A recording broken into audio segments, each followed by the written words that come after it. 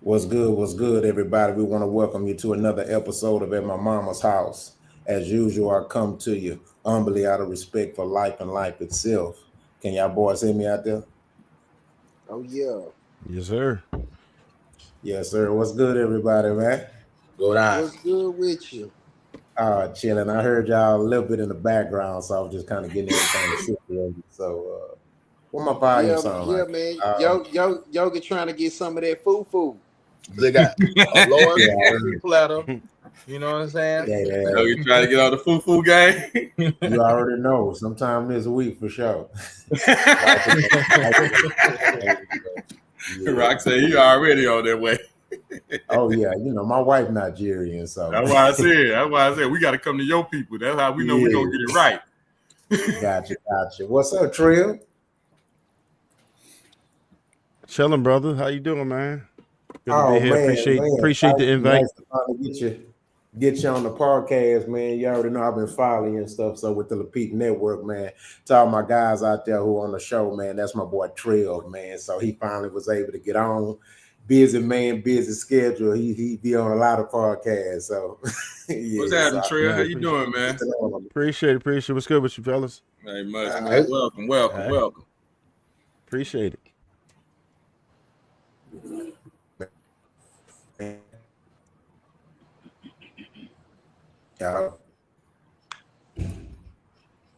Hello. Yeah, we can hear you. Yes, sir. Yeah, we can hear. Yeah, man. How y'all been, man? I'm just getting these stories together, man. How y'all been? Man, I've been good. Another grueling week, man. We almost through it. Almost through it. Nah, for real. The halfway mark. Yeah, almost through it, man. Hey, them weeks be hard, but goddamn me, somebody got to do it, huh? For sure. It's got to get done. Yeah, it got to get done, man. Got to get done. Yeah. Then I had an 11-hour flight today, so I take Delta. They got I think they the only ones with a no layover flight to Africa. So yeah. But the flights be cool though, man. Them jets is huge as hell, bro. How long it take you to get down there? That's a great question, bro. I got here in like really less than 12. It was like 11 hours. 11 hours. But the time frame is different there. So by the time you get there, what is dark? Oh, right now it's 2:13 in the morning. So 2:30. Oh, okay. So you are early morning right now. Okay. Late night. Late night, early morning. However you look at it. When you're dedicated, man, I was like, I can't miss the show, bro. Can't do it. I got to do what I got to do. That's the grind. Yeah, your wife is she in there sleeping and everything. So yeah, but I actually open your eyes, right? Actually, I took 2 flights though. I flew to Lagos, and then I took an hour flight with Air Peace to Owerri because that's where my property. I got a 3-bedroom flat out here, so that's where I'm at now. So yeah, so y'all definitely want to invest in Africa. I already know trust is. So we talked about it for years. So yeah, y'all definitely want to invest in Africa, man. It's the move right now. Yeah, I want to give me some in Cape Verde. Huh? I want to give me some in Cape Verde. That's like right off the coast of right there, Oh yeah. Hey, anywhere, man. Anywhere in Africa is a good move right now, man. Africa popping. So yeah. Man, so we gonna go and get into it, man. I ain't got all the clips up at one time today, but I'm gonna just take them one at a time. So as usual, we start off with our icebreaker, man. We gotta break the ice with some laughs. So let's check it out. Let me know when y'all see it pop up.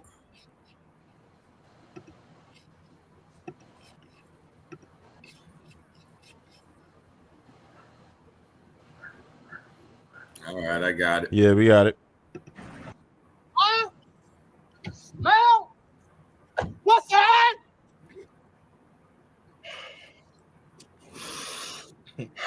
This is very funny as a motherfucker.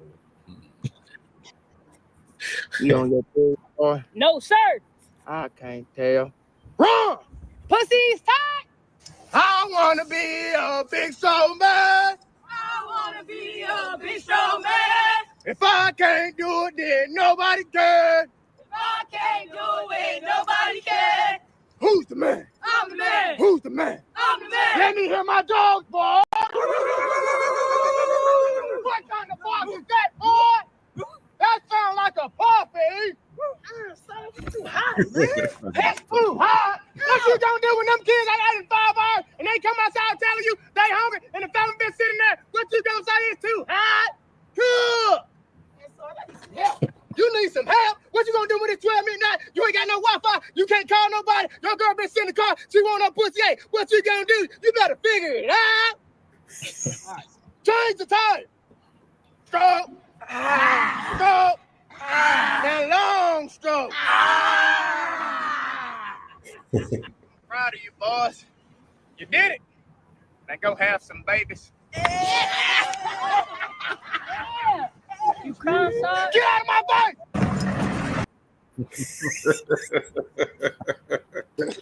Man, what was that stud boot camp? That's what I said. I thought they were all girls.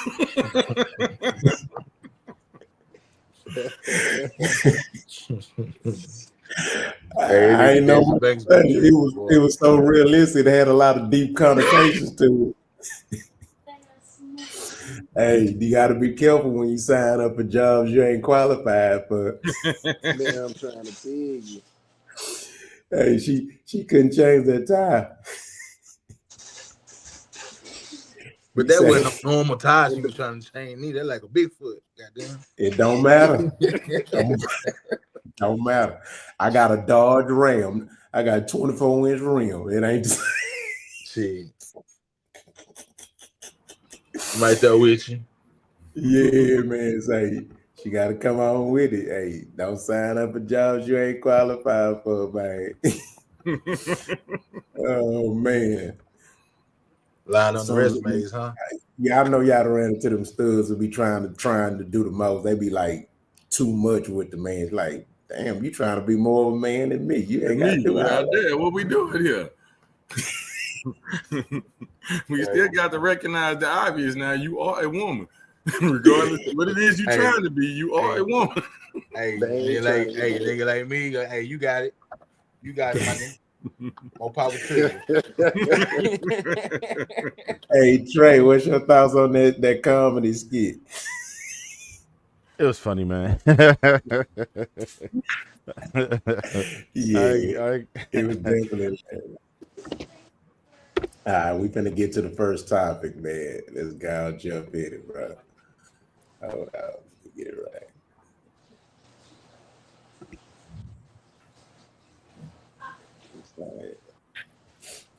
I'm waiting on it to load up.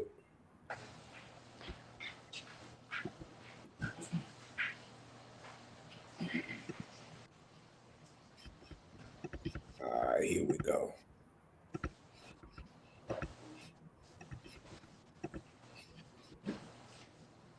Ibrahim Traore, Ibrahim Traore, Ibrahim Traore, Ibrahim Traore, Captain, Traore, Captain, Traore, Captain, Traore, Traore. One African giant, African giant, never compliant, we're self-reliant, always defiant. The West can be silent, warrior king, they feeling the sting, men of the people. Not a part of the sheeple. Legend of Africa. See Thomas Sankara. Captain, Captain, Captain, la partie de Thomas Sankara. Il vaut tous les caras. Kick la force comme du karaté. Les hommes dans les carrés. La patrie de Thomas Sankara. Il vaut tous les caras. On a trop galéré. T'as le truc qu'on va gérer. C'est le moment d'action. Prenons la position. All right, say, man, I don't know the dude that did that record, but boy, that if I tell you he #1 on streams in like 30 countries in literally like a week, and it's fire. Fire. That's a fire song, bro. When I first heard it, I was like, wow. And I had already said to myself, I would want to do a song just kind of speaking on that. He beat me to it. I ain't even trying to do it no more because that sucker. It's hard to come behind that. Boy, that's hard to come behind that, boy. And I know I got bars, but I mean, it's just the beat, the words. You know what I'm saying? It's pretty The deep. cadence. So The yeah, the cadence, cadence. You know what I mean? yeah, shit. You know, you can't deny that Western influence, boy. Black culture, powerful. You know, both ways. You know what I'm saying? Both ways. Both ways, definitely. But basically, that was the video for the topic. So, man, we talked about them last week, but I definitely want to go into it. What's your thoughts on what's happened since last week, since we talked about it? I know April 30th. It's going to be protests and marches all around the world. But this is going to be considered to be the biggest protest or gathering amongst melanin people across the planet in history, as anyone can know of in modern history. So even though me and some of my constituents, we don't protest no more, but that's simply because we've elevated ourselves to other levels of fighting, you know, whatever battles that deals with, you know, empowering our people. I still don't knock it, and I still think it's necessary. You know what I'm saying? And so I just wanted to get y'all thoughts on this being something that's totally big. They even having protests all across America too. I was in Atlanta. They already gathered in protests. They gathered in protests in Houston and other big cities and stuff like that. So again, I was talking to a guy on a plane today. He's from UK, and he says the same things. He said, "Oh, UK, they already preparing and stuff like that." So if you've been keeping up the news, it's definitely worldwide. So my thoughts is, even though it takes more than protests to get things done, what's your thoughts on this particular protest? What you think about it, and then just elaborate on your thoughts on this whole Ibrahim Traore situation about Burkina Faso and the West jumping into African affairs. What's your thoughts? Anybody can go first.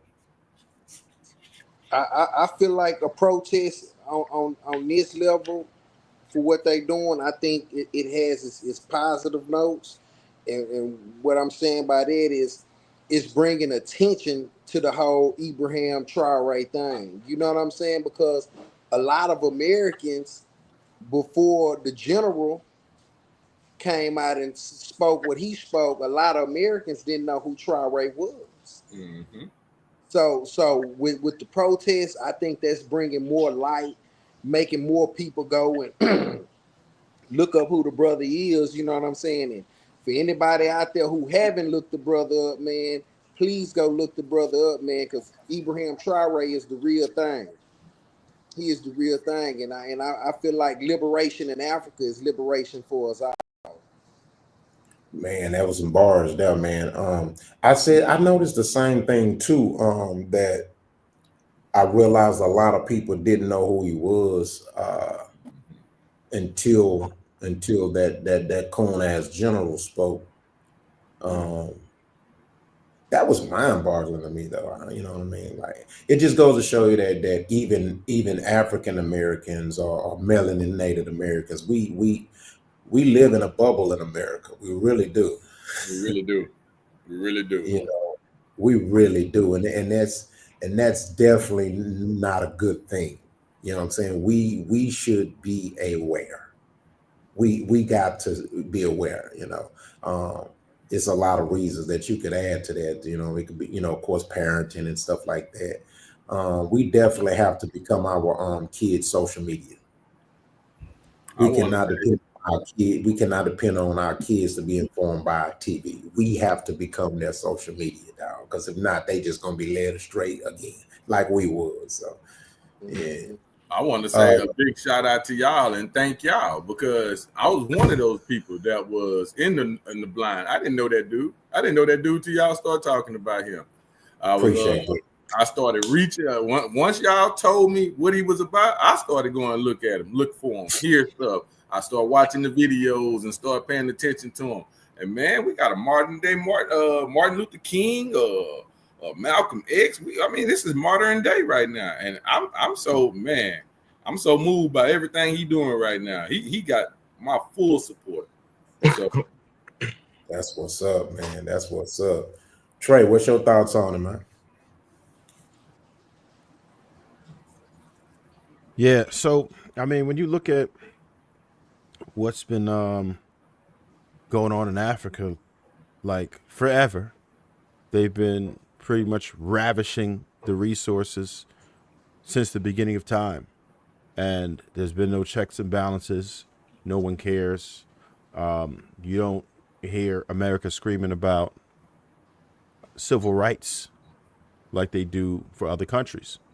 So one thing that I've learned is that we have to galvanize, we have to organize, we have to really be the catalyst for a lot of these things to start, because nobody really gives a damn about us, to be honest. We know that. It ain't no secret. So it's important, just like, brother said a second ago, it's a good thing that you covering it. I wasn't even abreast of what was going on all the way with that, because we do be in the bubble. Yes, And part of, and I'd say this, the reason why we're in a bubble, some of it is I'd say voluntary, right? Because we have access to information. It's not like North Korea where you literally, your IPs just can't do certain things, or communist China, you cannot post certain things. We can communicate, we can organize. We use our organization for stupid shit like, oh, okay, we about to do a flash mob, or we about to go ahead and Do a get challenge. a challenge, or a street racing takeover or something. You know what I'm saying? But there's so many other things that we could be using this social media for. I do realize that there's a little bit of help, right, from powers that be, because the algorithm, if you just fall into that, then yeah, you're gonna stay in the bubble, because none of these. If you look at the root of these companies, like Google is owned by Alphabet, right? Alphabet's the parent company. All it is an advertising company. Meta, advertising company, right? When you understand what these things are, then you're like, what's their main objective? To keep your face on a screen as much as possible and get paid by as many advertisers as possible. So for you to be in that state where some of us just have to check on our phones and see how much time we're spending on apps. It's easy to do now. A lot of them actually show you that. And when you look and then you start seeing 6 hours, 10 hours, and all of that, and you be like, damn, I didn't learn nothing today. But I was on social media all day. What are we doing with our lives, right? If you think about taking that same amount of time into learning a craft, learning a skill, pouring into your community, then it's like, well, damn, what could you have done with that day aside from social media? So I think it's important for us to break the cycle.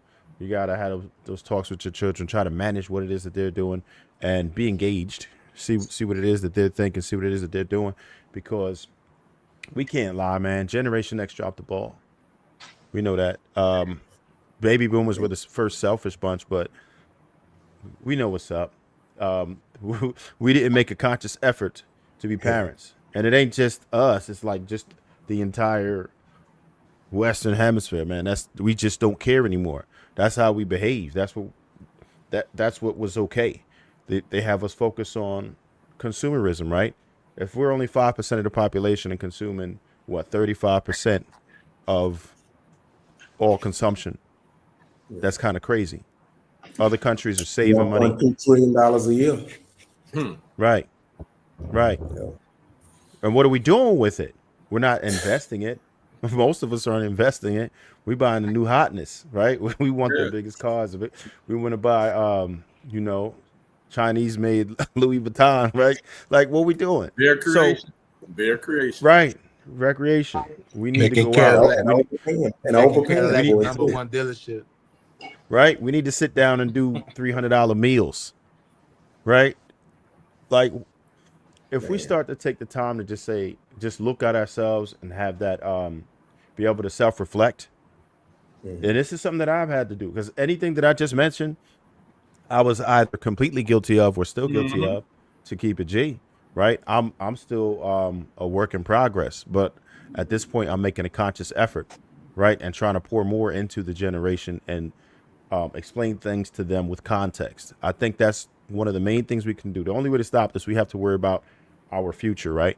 So we have to pour into our children and give them context. To me, I think that if I would have had that, I could have accomplished a lot more things a lot earlier in life if I understood what the consequences were, what type of repercussions I'd be dealing with, why this works this way, and having that healthy back and forth conversation to where your offspring feels comfortable talking to you. I don't want to keep going on. I want to get other brothers a chance to talk, but Man, I'm kind of long-winded sometimes, man. No. Let me tell you something. You be even when you are long-winded, we are tuned in because you're saying something. So it's worth it. It's like a good movie. Some good movies is 2.5 hours long. Some trash movies only an hour. I'd rather watch the good movie that's 2 hours than the trash movie. I hear you. Oh yeah. And they've been getting disrespectful with that, man. Like Star Wars and all this, like 3 hours. They want you to sit down in that chair. I'm like, I'm about to go to sleep, man. But I love how men like you, amongst others, that speak accountability. You know what I mean? We bring accountability into play. You know what I'm saying? Because I tell people I'm definitely a work in progress myself. And, I say it a lot. I say it all the time. Our parents failed us. And I don't care if they don't want to hear it. You know what I'm saying? That's part of the problem, is that nobody had nuts to tell them. And right. It's funny you said that, because we have another subject in the show that I want to bring about too, that's kind of going to be connected to us being able to talk to our people. You know what I'm saying? Without worrying about the threat of retaliation of some sort on whatever level, whether it's just verbal retaliation or even physical retaliation. You know what I mean? Yeah. But that's what's up. That was deep stuff there, Trey. Yogi, any thoughts on that? Man, basically to piggyback out what Trav said, man. You said this, I think, last week, Rock, about the algorithm. That's why we don't know a lot of stuff that we supposed to know, because we on there watching bullshit all day, you know. Yeah.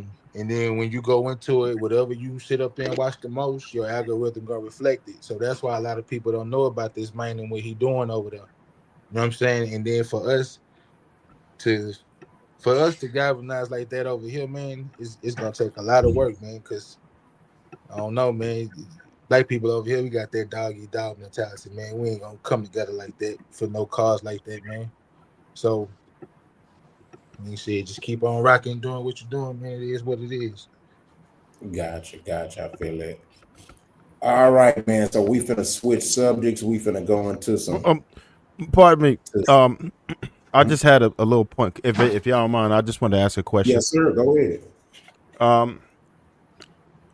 How familiar are you with and how do you feel about Gaddafi?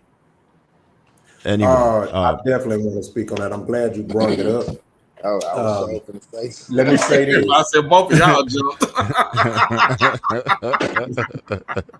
Say, look at here, man.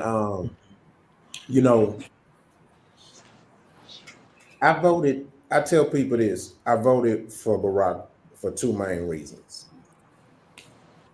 I voted for him because I thought he was more qualified.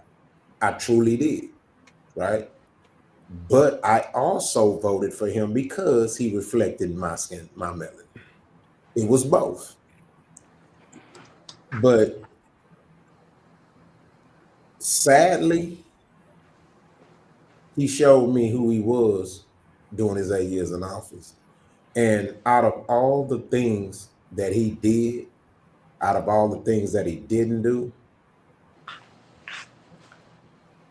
I still would have been okay with him and had some level of respect for him. because people make mistakes, people have their own agendas, people have their different support systems, people have their different people to answer to. But when he killed Gaddafi, I lost all respect I could have had for him. I was a fan of Gaddafi. I studied Gaddafi for years and years and years. Like you say, even when niggas didn't even know this man existed. I studied it, I followed him, I'm a fan of him. The Muslim brothers used to talk about him a lot. The Hebrew Israelites used to talk about him a lot. Black Jews everybody knew about this man except African Americans. And in general, as a whole. And I knew all what he did, and I watched the media tear him down. I seen when he was bringing Africa together and coming together and bagging his country by gold. And it was one of the countries that had no central banks involved, which the West has slowly took down one by one over the last 30, 40 years, and playing in our face. And when he ordered that hit on that man, and then they took him out the way they did, and then the country ended up the way it is now. 30% of the country end up being sex trafficked and enslaved, or just homeless. And so I knew then, man. I knew then when it just withered away. I kind of backed down on the efforts that I thought that I could put in that will make a change at that point, because I realized at that point in my life, I realized something different that I didn't think about at first. Africa got to fix Africa first. We can't fix Africa. We can't save Africa now.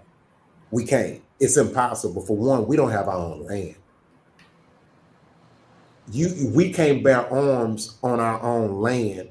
We can't bear arms and fight the enemy on land that's not ours per se.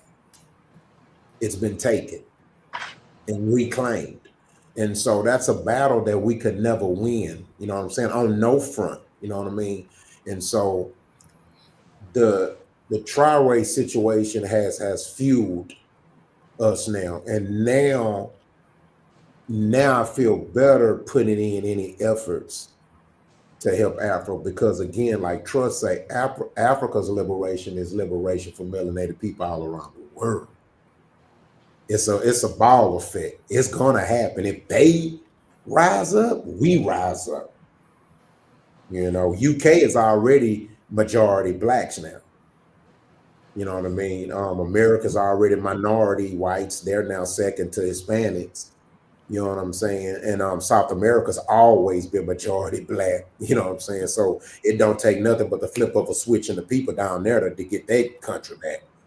That's just how easy it is. You know what I'm saying? But that's my thoughts on Gaddafi. He definitely was a hero, and they definitely and shout out to and rest in peace, rest in power to Santana too. So he was actually the guy who did the coup before in Burkina Faso before Ibrahim did, and he got brutally murdered too by the French, aided and assisted by America, the West as well. So shout out to him too, man. I studied him, and I have a lot of respect for him too.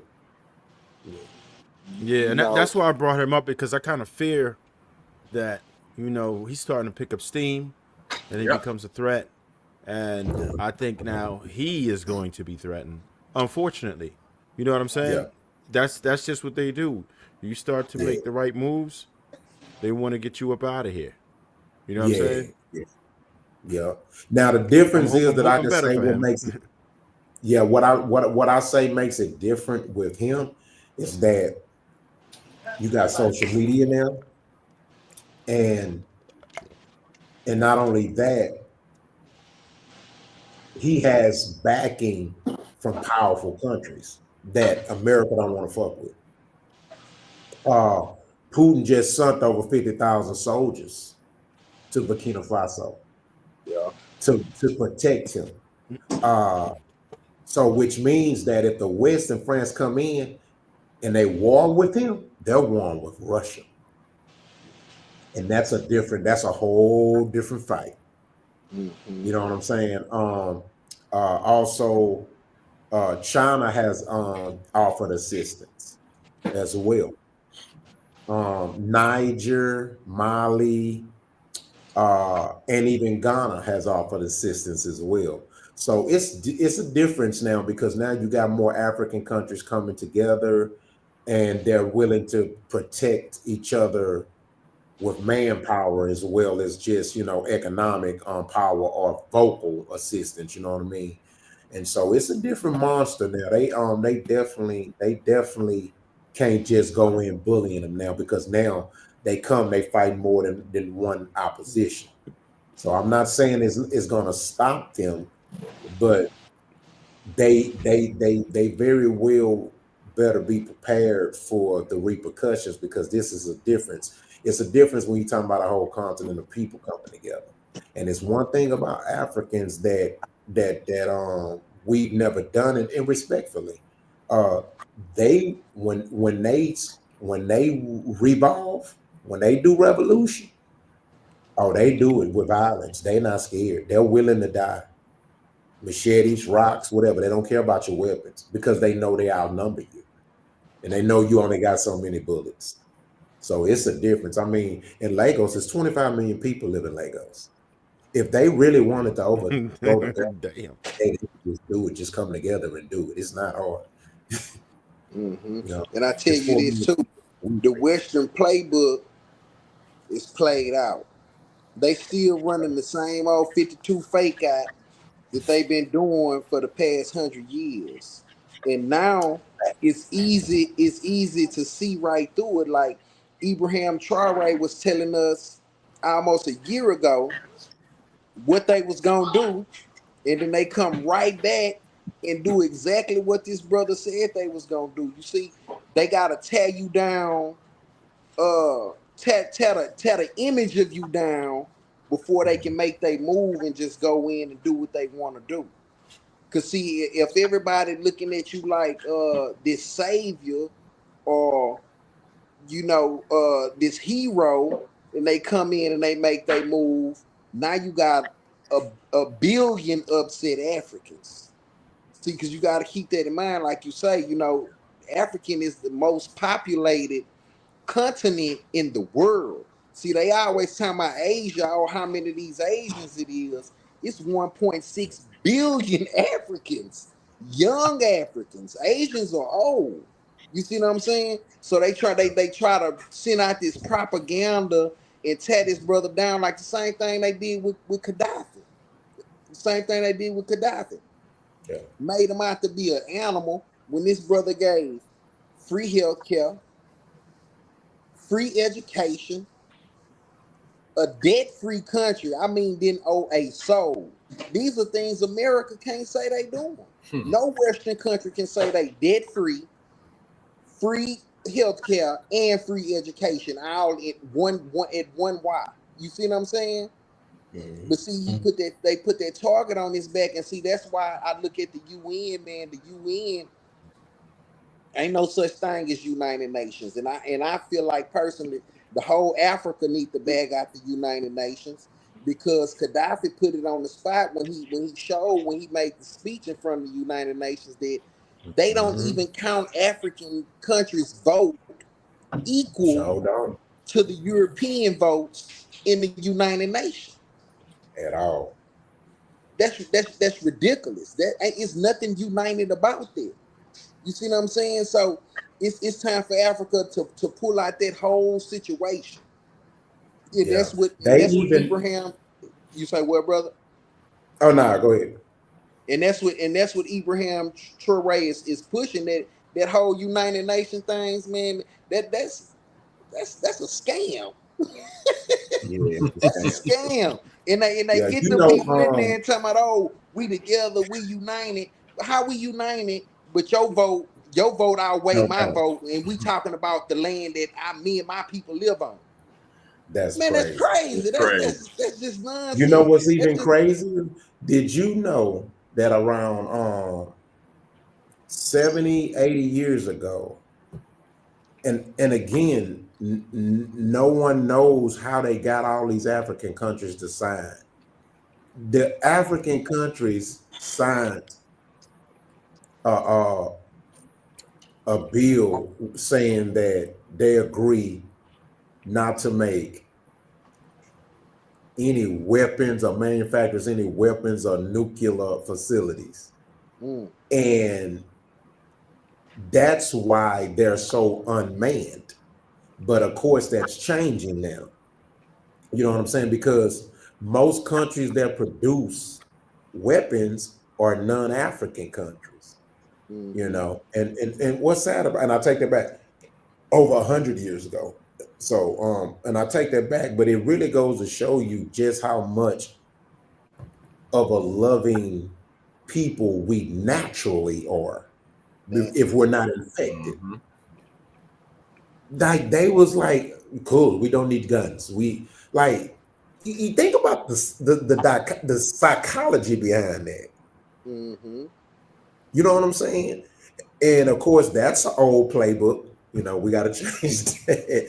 You know what I'm saying? But it just goes to show you we naturally are pure-hearted people if we're not infected. You know what I'm saying? It's not saying that Africans don't do wrong or nothing like that. That's just, you know the motherfuckers say you have enough kids, you're gonna have a bad seed. You know what I mean? But I'm just saying in the overall sense, you know what I'm saying? But this is definitely something different, man. To all the viewers out there, y'all need to keep an eye on the news.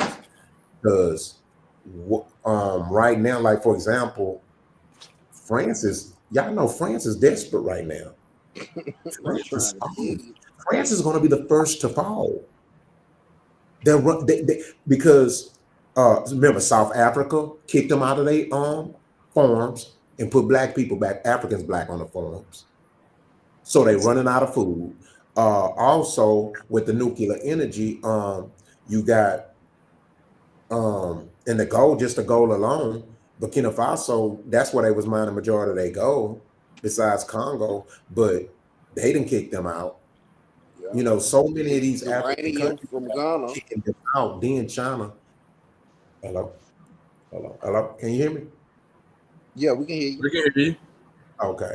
And so then on top of that, you know, China is fighting back, you know what I'm saying, and exposing them. So yeah, this is truly the era of the deep state, that's for sure. They can't stand without Africa. The whole of Europe. That's crazy, bro. I was watching today. They was talking about how they get their uranium from Ghana.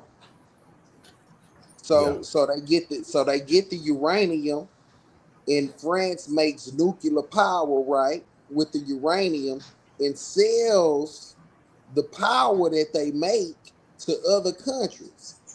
Yeah. And they buying the uranium. I want to quote it right. I don't want to misquote it. They buying the uranium for 80 cents, and they selling the power, and they selling it for 80 cents a kilogram, and they selling it for 200 euros a kilogram. Do the math. Do the math. Straight profit. Oh yeah. Majorly. Straight Majorly. Hey man, I want to say something though, man. Last week I had watched the show. I wasn't on with y'all, man. But I seen y'all talking about old boy that y'all talking about now, man. Hey man, y'all send me some stuff on him, man. I'm interested. Cause I'm not gonna lie, bro. It's in the group chat. It's in the group. It's in the group chat. All the stuff you was sending in there. Yeah. Yeah, it's in there. That's kind of how I started right there. Started from there and start picking up more steam from there. Yeah, say less. It's gonna be a rabbit hole. You go. It is. It's a rabbit hole. Yeah. Hey, man, Once you go, you're gonna pick up steam, like I say. Hey man, I got snacks. I got snacks for the rabbit hole. I ain't You got snacks, man. Hey, is my voice clear, y'all? Yeah, it's clear, man. I hear everything. Okay, cool. Yeah, cool. you good. All right. Anything else on that topic before we switch up? Nah, that's it, man. Pray for Traore. Yeah. Already. Keep doing your thing, OG. Yes, sir. Yes, America.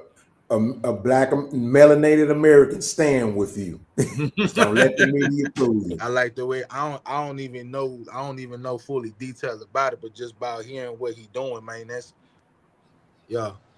salute. Yes. So thing that didn't happen was there was not a collusion message with the NFL. Okay, what? Okay, a lot of people think that because they wouldn't be able to keep a secret like that.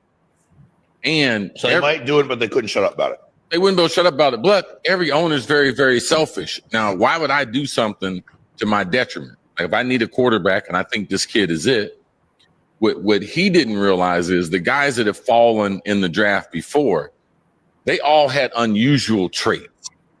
Like they had some superstar qualities to them. Now, some other things happened that made them fall, but Shedeur and his family, they overplayed their hand. Them thinking that he was in the same evaluation mode as Eli Manning, they didn't play that right.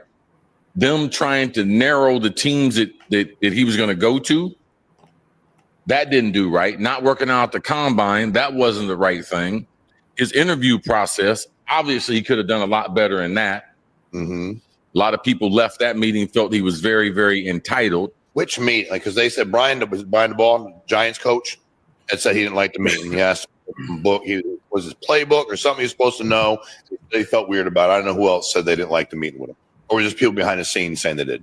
Well, the thing about it, they didn't draft him. I know that. So it's not the tape.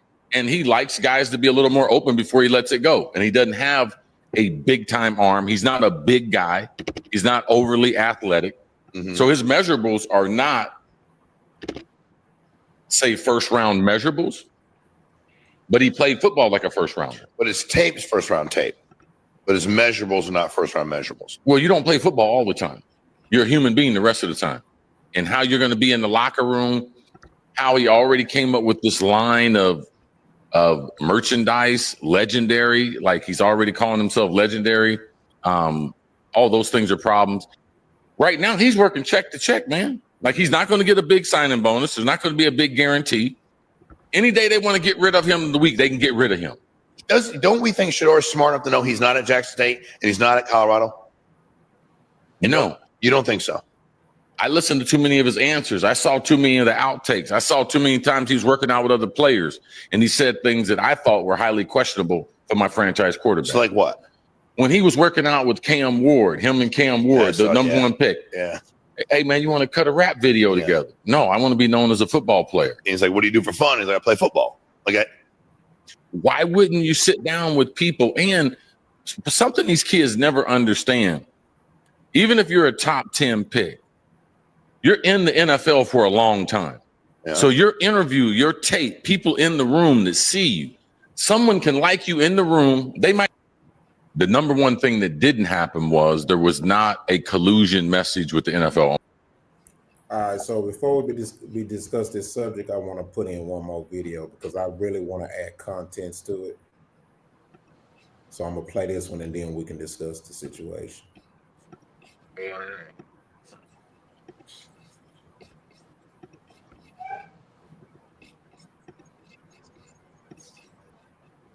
Draft, Manny made it clear he did not want to be taken first overall by the Chargers. Here's what he said before the draft. Right off the top, Eli, why don't you want to play for the Chargers? We're not really giving details right now. We just we've made our decision, and that's what we're sticking to. Who's influenced you the most? It's not really an influence. This is my decision. It was, I wanted to do this. I was not, told to do this. We talked about it, and I thought it was the best idea, so I went with it. With the first choice in the 2004 NFL Draft, the San Diego Chargers select Eli Manning, quarterback, Mississippi. So Chargers fans don't like it. They know that the Manning family is trying to get him to New York. Giants are up with the fourth pick, and they have a couple of quarterback options to choose from as Eli taken by the Chargers first overall. So what do the Giants do at 4? You got Phillip Rivers draft. Manny made it clear he. All right. So before we get started, let me just say, basically, it's been a lot of Shedeur been a trending topic. It's been a lot. He was supposed to be #1 draft pick, end up not getting picked to the 5th round. He was 4th draft pick in the NFL draft. It's been a lot of drama surrounding it, a lot of different opinions, views, concepts, mindsets, positives, negatives, you name it. I'm gonna let y'all speak on this. I'll just jump in somewhere along the way, but I definitely want to get y'all thoughts on it. And Yoga, you big sports guy, you go first. She want for to get on their ass. First of all, I watch football, man. Right? Big Deion fan, man. Prime time, you know, the 2-step, you know what I'm saying? Must be the money, you know, that's what we talking about here, right? Boys hated this man so bad, bro. So bad. But they couldn't do shit with him. Yeah, you can't push him out, you can't nothing because it's prime time. This man was locked down on one side of a field by himself. You feel me? So because they couldn't do nothing with him and he was who he was, and Deion being the flashy man that he is, you know what I'm saying? Well, we gonna shit on your son, right? Now, I watch Colorado too. My honest opinion is just my personal opinion, man. He better than Cam Ward. That's just my opinion. But because they talking about Interesting. Keep going. I like that. It's just, bro. It's so much shit I want to say, bro. I don't know how to get all in one whop, right? But I'm finna try my best. P game. So, NFL style, man. Shedeur, they said he couldn't move in the pocket. You know what I'm saying? All the fundamentals, right? To me, they weren't even looking at this man for his talent. Y'all was looking at that man for who he was. Last time I checked, you would want your quarterback to be a confident individual, right? When Tom Brady came, well, Tom Brady probably didn't come. He was humble because the pick he was. We ain't gonna talk about him. The man had confidence. You know what I'm saying? And for the NFL, which is a good old boy society, let's be real, the owners. You know what I'm saying? They want every black man to come in there. Oh, thank you, thank you, master. Thank you. Nah, this a new day and time. You know what I'm saying? And me personally, if I was on a team, I would want my quarterback to have confidence because I know you're gonna be confident to go out there and do what you got to do. You know what I'm saying? I just feel like this was a shot to Deion. Deion did something with his sons that Archie did, like the second video you played.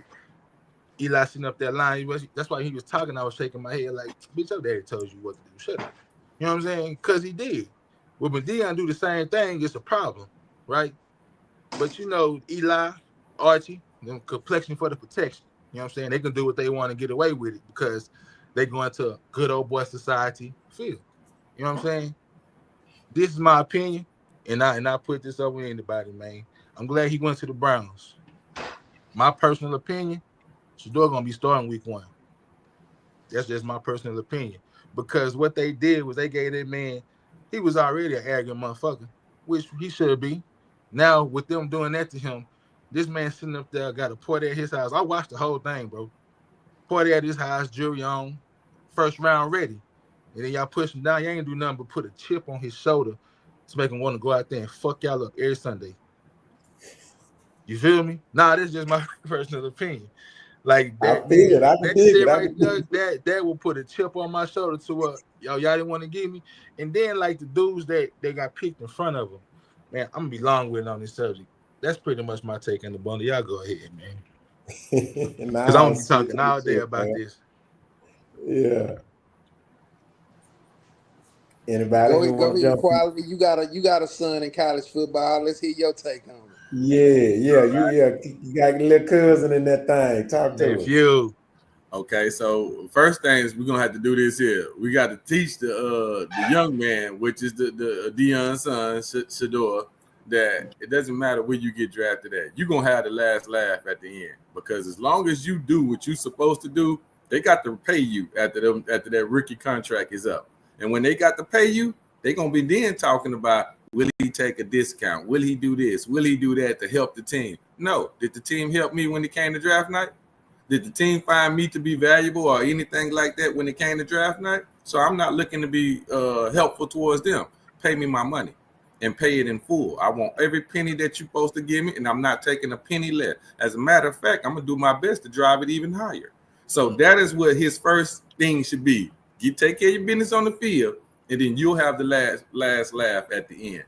Now, as far as the situation that Rock says this a lot, and I agree. Two things can be right. It's definitely right that his dad had a lot to do with him falling the way that he did. But also, too, where he played at and things like that, they didn't value that competition. They didn't value that to be the same competition as the SEC or something like a powerhouse such as that. So those things could fall into place, but we all know it's not enough to make him drop that far. That's just, it wasn't enough to make him drop that far. When Yogi say Cam Ward it may be the second best, I probably disagree there. I think Cam is probably first. A stronger arm, bigger body, looks more durable for the position. But you got a stud in Sanders as well, man, and you know it. So, and even with that comes the knowledge of what his dad knows. Like Yogi say, lock down the whole side of the field. This one side of the field where most goddamn quarterbacks said, do not, coaches and all, do not throw that way. Go over here, go in the middle, go to the flats, but do not throw to his side. They literally said that about the man. So you don't think knowledge comes into, all right, I'll tell you, when he step back 3 steps, he going to take that pump fake, then he going to go that way. Knowledge comes into there. So that his son has absorbed that type of knowledge. Therefore, he may be ahead of more than any other quarterback because he knows more. So it's politics in there, but my whole deal is this right here. You're going to have the last laugh at the end, young man. Just keep playing the game. Just keep playing the game. So can I ask the question? I'm sorry, fellas. Go ahead. So you said, right? Yeah, this hey Rock, this my lane right here. Quality. You said that they probably what conference Shedeur played in probably played a part into where he fallen in, right? Where he fell at, right? The number 1 overall pick played in the ACC. I agree. I feel like the Big 12 is way stiffer competition in the ACC. Man, you playing with Duke, North Carolina, motherfuckers, dumpster juice. For real, bro. And he got the number 1 pick now. That, like I said, Shedeur is better than Cam in my opinion. You know what I'm saying? I just feel like Cam looked a little short to me, man. Like they compared it to him Mahomes and all that. You know what I mean? Look, man. To me, with the knowledge that you said spoke of from his pops, then he was getting mentored by Tom Brady, the motherfucking GOAT, hands down in the NFL. I feel like, I feel like he would be an asset to a football team. The thing that pissed me off the most about that first round is the Steelers. Y'all need a quarterback. Oh my God. I'm a low-key Steelers fan. I was really pissed about that one. I ain't gonna even lie. I damn near gave up on the Steelers. I'm a Texan fan first, but I'm a Steelers fan second. I almost gave up with the Steelers playing that bullshit, but it was cool. Whatever. All right, man, I'm done. I get long-winded about this one, bro, because I just feel like that was some whole shit. Like for real. They man put on, man. Y'all want to speak on it? What's y'all thoughts? Yeah, so I'm not a serious sports fan. I definitely watch sports. Like I'm into football. I know the players and this and that, but I'm not like a diehard. I could never compete with like Big. Well, I can't say this, Trey. This is definitely. It's definitely a lot of other elements involved in it that you. Oh no! I'm not saying I'm not going to speak on it. This just is the premise. So I don't want y'all to start. You know what I mean? Going at me like you don't even know football because I don't. I do know football. I watch football. Eagles fan, of course. I'm in South Jersey, so. So I say this. I would say that we was talking about protest earlier. This looks like a protest. I would also say that it's nothing short of a modern day bucking. Those are who familiar with that term, right? Y'all familiar with bucking? Oh yeah. Mm-mm. Yeah. Okay. And I would describe it damn near as that. Is that bad? Now, I don't believe that Lamar Jackson should have been 32nd. I don't think Jalen Hurts should have been 53rd. I think he was. I don't think that should have been either. So it's not the end all be all, right? They're gonna have to pay homie, like a couple of gentlemen said already. They're gonna have to pay homie when it comes down to it. So they don't really mess with Deion Sanders like that either, right? They don't. Yep. Right. So that played into it a lot, and he is just like him, man. His persona, his bravado, all that, it's just like him, man. Like he just made a clone. You know what I mean? So I could understand. I could understand that. So there's a balance. I believe there's a balance. I think that even though what was done to him was wrong, when we know our situation, it's almost like how we talk about how we all have to have that talk with our kids about getting pulled over. We know there's certain procedures that we have to do that no one else has to worry about, right? We have to know how to navigate. We have to know how to shake and move because we know what the standard is, and we know where we stand as a people, and we know we're at a disadvantage sometimes. So we can't play the game like we Eli because we are not Eli. We're not. We can't play like Eli. You feel me? So I think there's certain things that they could have did to mitigate that risk of them messing up the money like they did, because that's what they did. They effed up the money, straight up. They did. When you that low of a draft pick, and maybe they don't need it. Maybe they don't need it, right?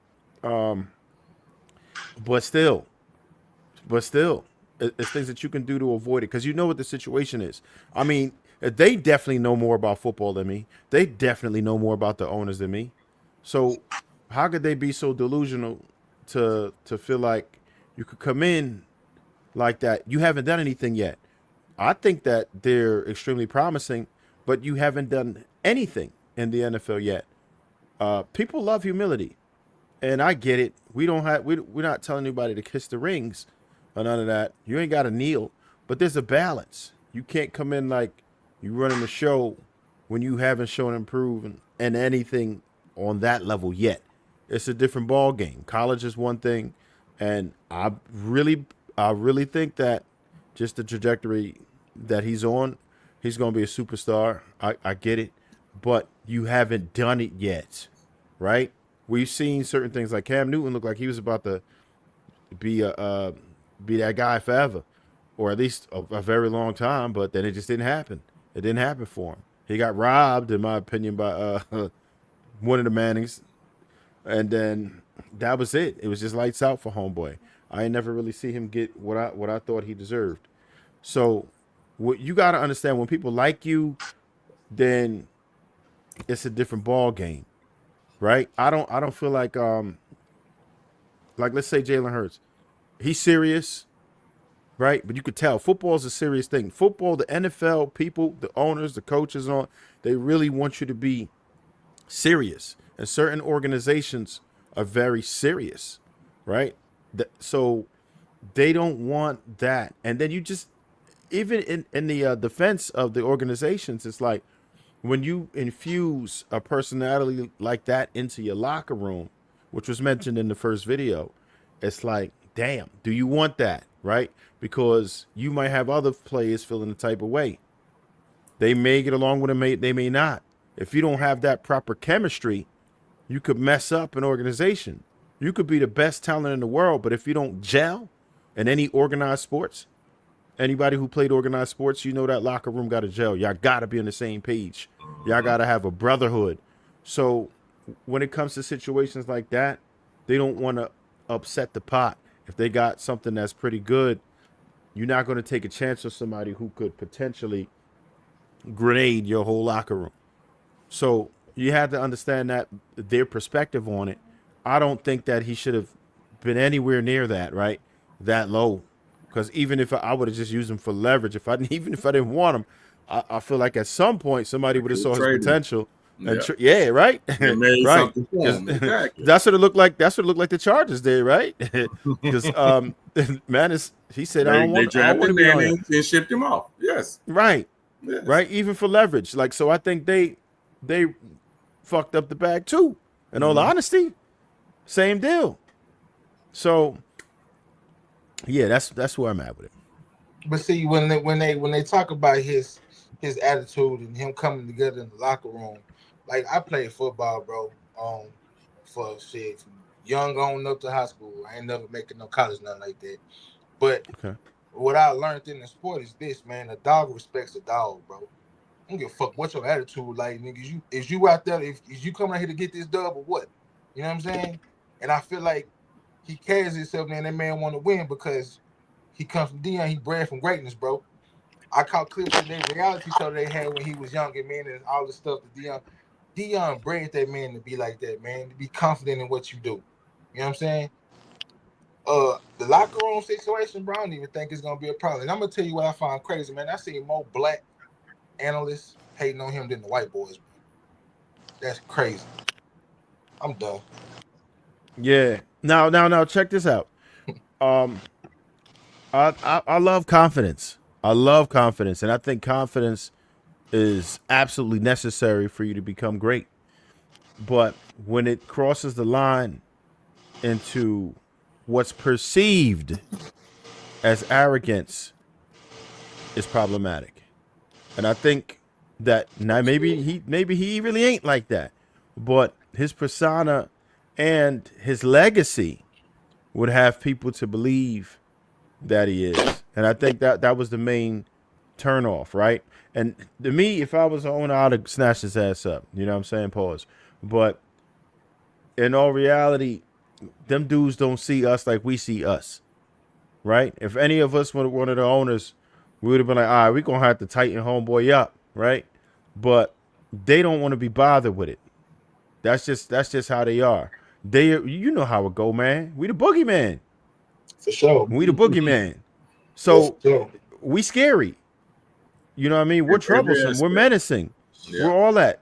So we have to understand that we don't own that. We're not in that ownership. We barely just now starting to get into the leadership roles with the coaching and everything. You know what I'm saying? So with that, we have to understand, even though it's wrong, what their perspective is and the optics of it. And I think that they probably could have did a better job of considering what the outcome would be by their actions.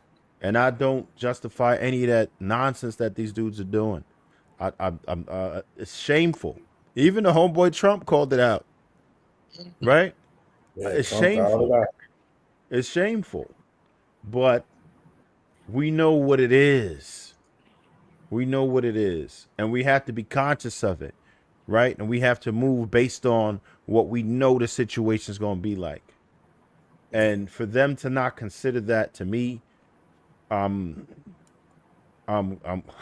flabbergasted that they would approach it that way. You know, everything you said was right. You didn't miss a beat. Everything Yogi said was right. Didn't miss a beat. Everything Quality said was right. Didn't miss a beat. But my take on it, even though I'm in agreement with everything y'all said, it's one of them situations for me where I look at the people as more of the problem. And here's what I mean. Okay, you're talking to I've been an athlete all my life. Football, baseball. I even played soccer for a little bit. Ran track, box. You name it, I did it. Played basketball. Right? I did all this. I still hoop. Still work out. You're looking at someone that knew Pee Wee League player stats at one point in my life. That's just how much I was delved into sports. Like I could argue stats with you, right? I'm talking about college, high school. Hey, my nephews and nieces will tell you I'm definitely was a supportive uncle because I sports and I love that they play sports. So I was there. I was at my nieces and nephews. I was at more of my nieces and nephews' games than some other kids' parents. Yeah. That's just how. So when I tell you I am a sports fanatic or was, but something happened one day, and a player named Colin Kaepernick yielded. And it forever changed my perception of sports that day. And I haven't watched sports since then. Now I couldn't tell you I couldn't tell you much of shit about sports except what I get in my face, right? And stuff like this, newsworthy stuff. You know what I mean? And so my point is basically the players cannot fight the system no more than the people that's willing to back them. Right? So it's like some dudes threaten you somewhere, right? But you know it's too many of them. So you go back to your people and say, hey man, you know what I'm saying? Man, I ain't back down, bro. Them boys, they was ready to jump me, you know what I'm saying? You know what I mean? But I ain't scared of them, dog. You know what I'm saying? But man, I can't let them pump me that out. But then we don't back them up. Then we'll turn around and blame him for not, you know what I'm saying, pushing the narrative, so to speak. Or blame him for pushing the narrative and then the results come in, he lose, but we still blame him. And so my whole point is that we as people, we got to stop supporting entities that clearly have shown time and time again, they don't give a fuck about us. So guess what? I don't watch that shit because viewership is money. I don't watch that shit. 2, I don't buy no more jerseys. I don't buy shit that has any of them fucking sports on it. Don't give a fuck. I don't go to no games. You want to know how I go to the game? When my job give me that shit free. Hell yeah, I take that free shit. Who the hell turned down free food? I ain't paid a dime. You know what I'm saying? I don't support that shit. And so, yeah, y'all totally right. Like in training, you totally right. That why is everybody surprised? Why is everybody shocked? You know, like the fuck, we be acting brand new and shit to shit sometimes. This is nothing new. You know what I'm saying? It's nothing new. It's nothing new, but we keep watching the same movie as if it's the first time seeing it. This is the same repeat show. You know what I'm saying? And so until we come together collectively, not even collectively, individually, say, hey, I ain't supporting this shit no more. You know what I'm saying? Then, you know, if them players knew that there was an alternate league for them to play with and shine, you don't think they do it? They would do it in a heartbeat. But they know we're not gonna come to the games. We ain't gonna come to the Negro Football League games. We're not gonna come to them. No, we're not. We're not. Because if we was, we would have been dead. And here's the crazy part about it: the original football league was a black football league. The original NBA was a black league. The original hockey league was a black league. That's the crazy shit about it. So what we started, they took, and now we're so indoctrinated as a people, we don't even want to go back and start over and do the same thing. You know what I'm saying? Another thing, anybody that knows me knows that I'm a supporter of being humble. I take that very seriously, being humble. I don't like being loud. I don't like being loud. I like to be seen without being seen. You know what I'm saying? I mean, even in my relationship life, I never wanted the quote unquote baddest bitch. She's too loud for me. and she probably ain't good for me anyway. Even with women, I've been like that. I don't like a loud chick. I don't want the one getting all the attention. You know what I'm saying? It's just not for me. They're not for me. It's plenty of beautiful chicks that everybody ain't paying attention to. You know what I'm saying? And so, not to veer off, but my whole point is when I look at and investigate Shedeur, yeah, he wears the big chains. Yeah, he's like his daddy. Yeah, he's got Bentleys and stuff like that. And, you know, he shines and he does this to the competition, the Rolly in the game and stuff like that. In the beginning, of course, I'm going to initially say he needs to calm down. He needs to humble himself, okay? He's humble himself. But you know what I thought about, man? He don't sell drugs. He don't do drugs. He married. He bought his dad a home. Bought his mama a home. He ain't in the streets. He ain't in the club.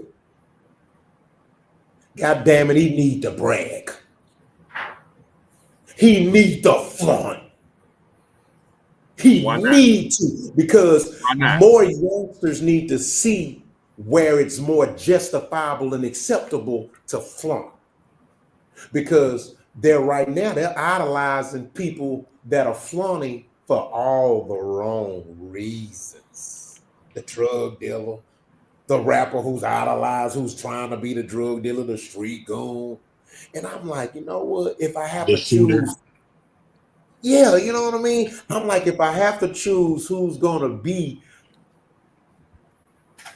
you know, straddling the fence between humble and arrogance, I'd rather be the kid that's doing it right. I'd rather be the kid that's doing it right, man. You know what I'm saying? Because maybe that would trigger more young black men to get married. You know what I mean? Find you a good woman. Don't do drugs. Don't sell drugs. You don't have to be a thug to have a big chain. You don't have to be a gangster rapper to have a big chain. You know what I'm saying? Or a Bentley. Or a Bentley. You know what I'm saying? And so that's just my thoughts on it, man. You know what I'm saying? And like I say, I'm very much the humble guy. I don't like that loud shit. You know what I'm saying? I don't like that loud shit at all. But, man, you know, and then he got his dad in his DNA. You know what I mean? You can't help DNA, dog. That DNA strong. You know what I mean? The other son the same way, and he ain't even cut like that for real. Now I ain't gonna let Silo be out there hitting boys, but Silo the same way. They both like that. Yeah. And then here's another thing. Ain't it funny how he's getting done so bad in the media, it's almost like he committed a felony. But yet these teams are using him shining and him being quote unquote arrogant and all these things to say why we didn't draft him. But Ben Roethlisberger actually raped someone and he still played in the league for another 3 to 5 years. Boy, don't get that going, because I mean you got a lot of that. Hold on. I'm gonna hit you one from the NBA. Josh Giddey was fucking with an underage girl and still hooping. Yeah. Wait, who? Josh but again, Giddey. it goes to what Trev said as well. That's why I said all y'all was He's a basketball player. He played for the Chicago Bulls. Yeah, like Trev say, you're not them, but you're totally right. And here go the funny part. Josh Giddey not even that good. I mean, he's decent, but he's not good. So it's not his talent that made him do it. So it had to be his privilege. It's the complexion for the protection, man. That's what I say. It had to be his privilege. Yeah. Well, one thing I could say is that I think it's going to backfire on the league. I really do. We in a different time now, man. And you got the bad YNs, but then you got the good YNs who they not tolerating this shit. The good YNs, they own one right now. Now the bad YNs, they are lost cause. But the good YNs, they ain't playing, bro. They ain't playing, dog. They on their shit, can't fold. All right, so we're gonna switch it, man. Good topic, by the way, man. Y'all, I'll draw some bars on that, bro. We can't hear you, Trust. I think is he muted? We can't hear you. Wait, I could wait. Who was speaking? It was Trust. I Oh see him yeah. He trying to muted. say Yeah, he something. muted. Yeah, I don't know if he muted. Trust. Yeah, it's still out. It's still out. Look, we reading what you say, but we can't hear nothing. Do you understand the words that are coming out of my mouth? Look, I heard that. Well, I ain't hear it, but I'm reading what you say. Hey, wait a minute. I'm in Africa. My store working and yours not. I'm 6,500 miles away. Nothing. We ain't getting nothing from Hold him. on, we're gonna give him a minute. Sometimes if you drop out and come back in, the audio come out. Drop out and come back in. I'm not a technical guy. So but I do think that's one of the options. Drop out and come back in. Yeah, that usually works. Let's reset that. If your equipment is straight, let's drop out and come back in. It'll and he might have had a call or something. Sometimes you get a phone call or whatever. Oh, and that'll take it out. Yeah, sure will. If you're using your phone, you know what I mean. And I'm going to go get a Shedeur jersey. Hey, I'm gonna buy one just off GP because I don't like how they did, homie. I want them to run. I want them to run the numbers up, make all that extra back. Yeah, I'm definitely copping a jersey, and I'm a post. You know, a rock by one after what he just said. Y'all know it's real. No, it's on Shedeur's site. It's not NFL. Oh, okay. So you get one from Shedeur's site. Okay, So, different. Yes. I get. So I had. Can he do that? I had one on. Oh, so it's not going to be a Browns NFL jersey. site. It's just going to be. It can't be a Browns jersey to just be him. Yeah. Okay, got it. NFL website. Yeah, you back, brother? I can hear you, Trust. Trust you good. Okay, man. To everybody out there, y'all gotta go read the $60 Million Slave. Oh. Y'all gotta go check that out.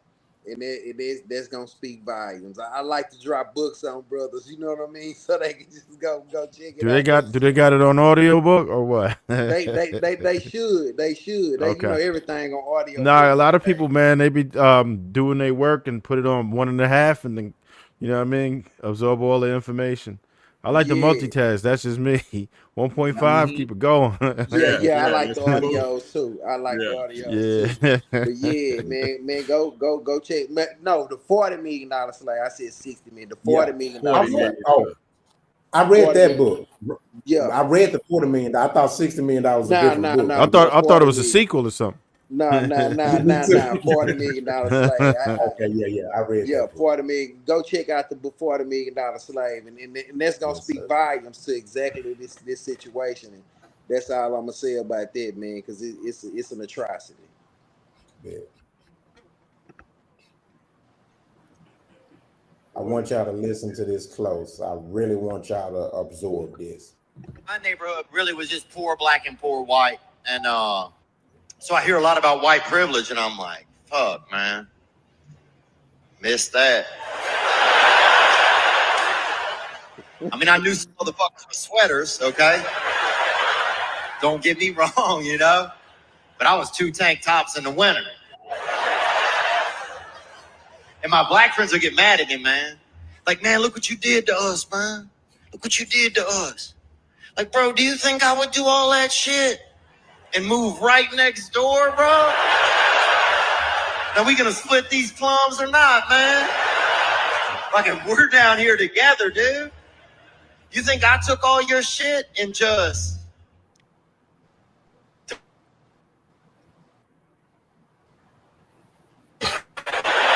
And they're watching us fight over it. My neighborhood...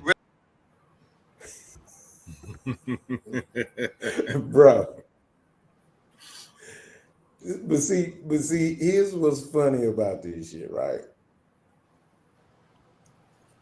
When I say this shit, some people look at me like a coon, and I be like, we're fighting the wrong fight. But the way he heard it. He like, so you think I took all your shit just to move next? So Flooded in front of Why you. don't I see that then? Let's go. You Oh you man. can't explain it no better, bro. This is America. Like Kanye say, America's for sale. Racism is an old fight. It's not a battle that blacks should be fighting, bro. We need to be fighting an economic battle. You know what I'm saying? A classism battle, ownership battle, business battle, things that hold more weight, bro. I don't listen. This is how I view racism. Me fighting racism, this is just how I view it. Me fighting racism is constantly trying to convince somebody that don't like me and never gonna like me to like me. You can't make nobody like you. You can't make nobody like you, dog. So that's what I think when I see a lot of this ranting about stuff that you can't change from people. You know what I'm saying? That's my thoughts. What's y'all take on it? I'm gonna go with you on this one. So we were just talking about the Shedeur situation, and you could utilize that as a form of racism, the way he was treated, the way he was done. But it's a game that we can't change. There's nothing we can do about it. This is what it is. This is the hand we're dealt. So this is what we got to play with. So when you do it that way, it's right to have that thought that you have. I don't really care about it because it's gonna be there no matter what. No matter what, you're not gonna like me just because of the way I look or whatever. Okay, well, I ain't gonna change the way I look. I can't. This is how I came, man. This what my mama created. My mom and daddy created this here. So this is all I can be. So I'm not looking to get your approval on it. I'm looking just to be whoever I can be, which is who I am.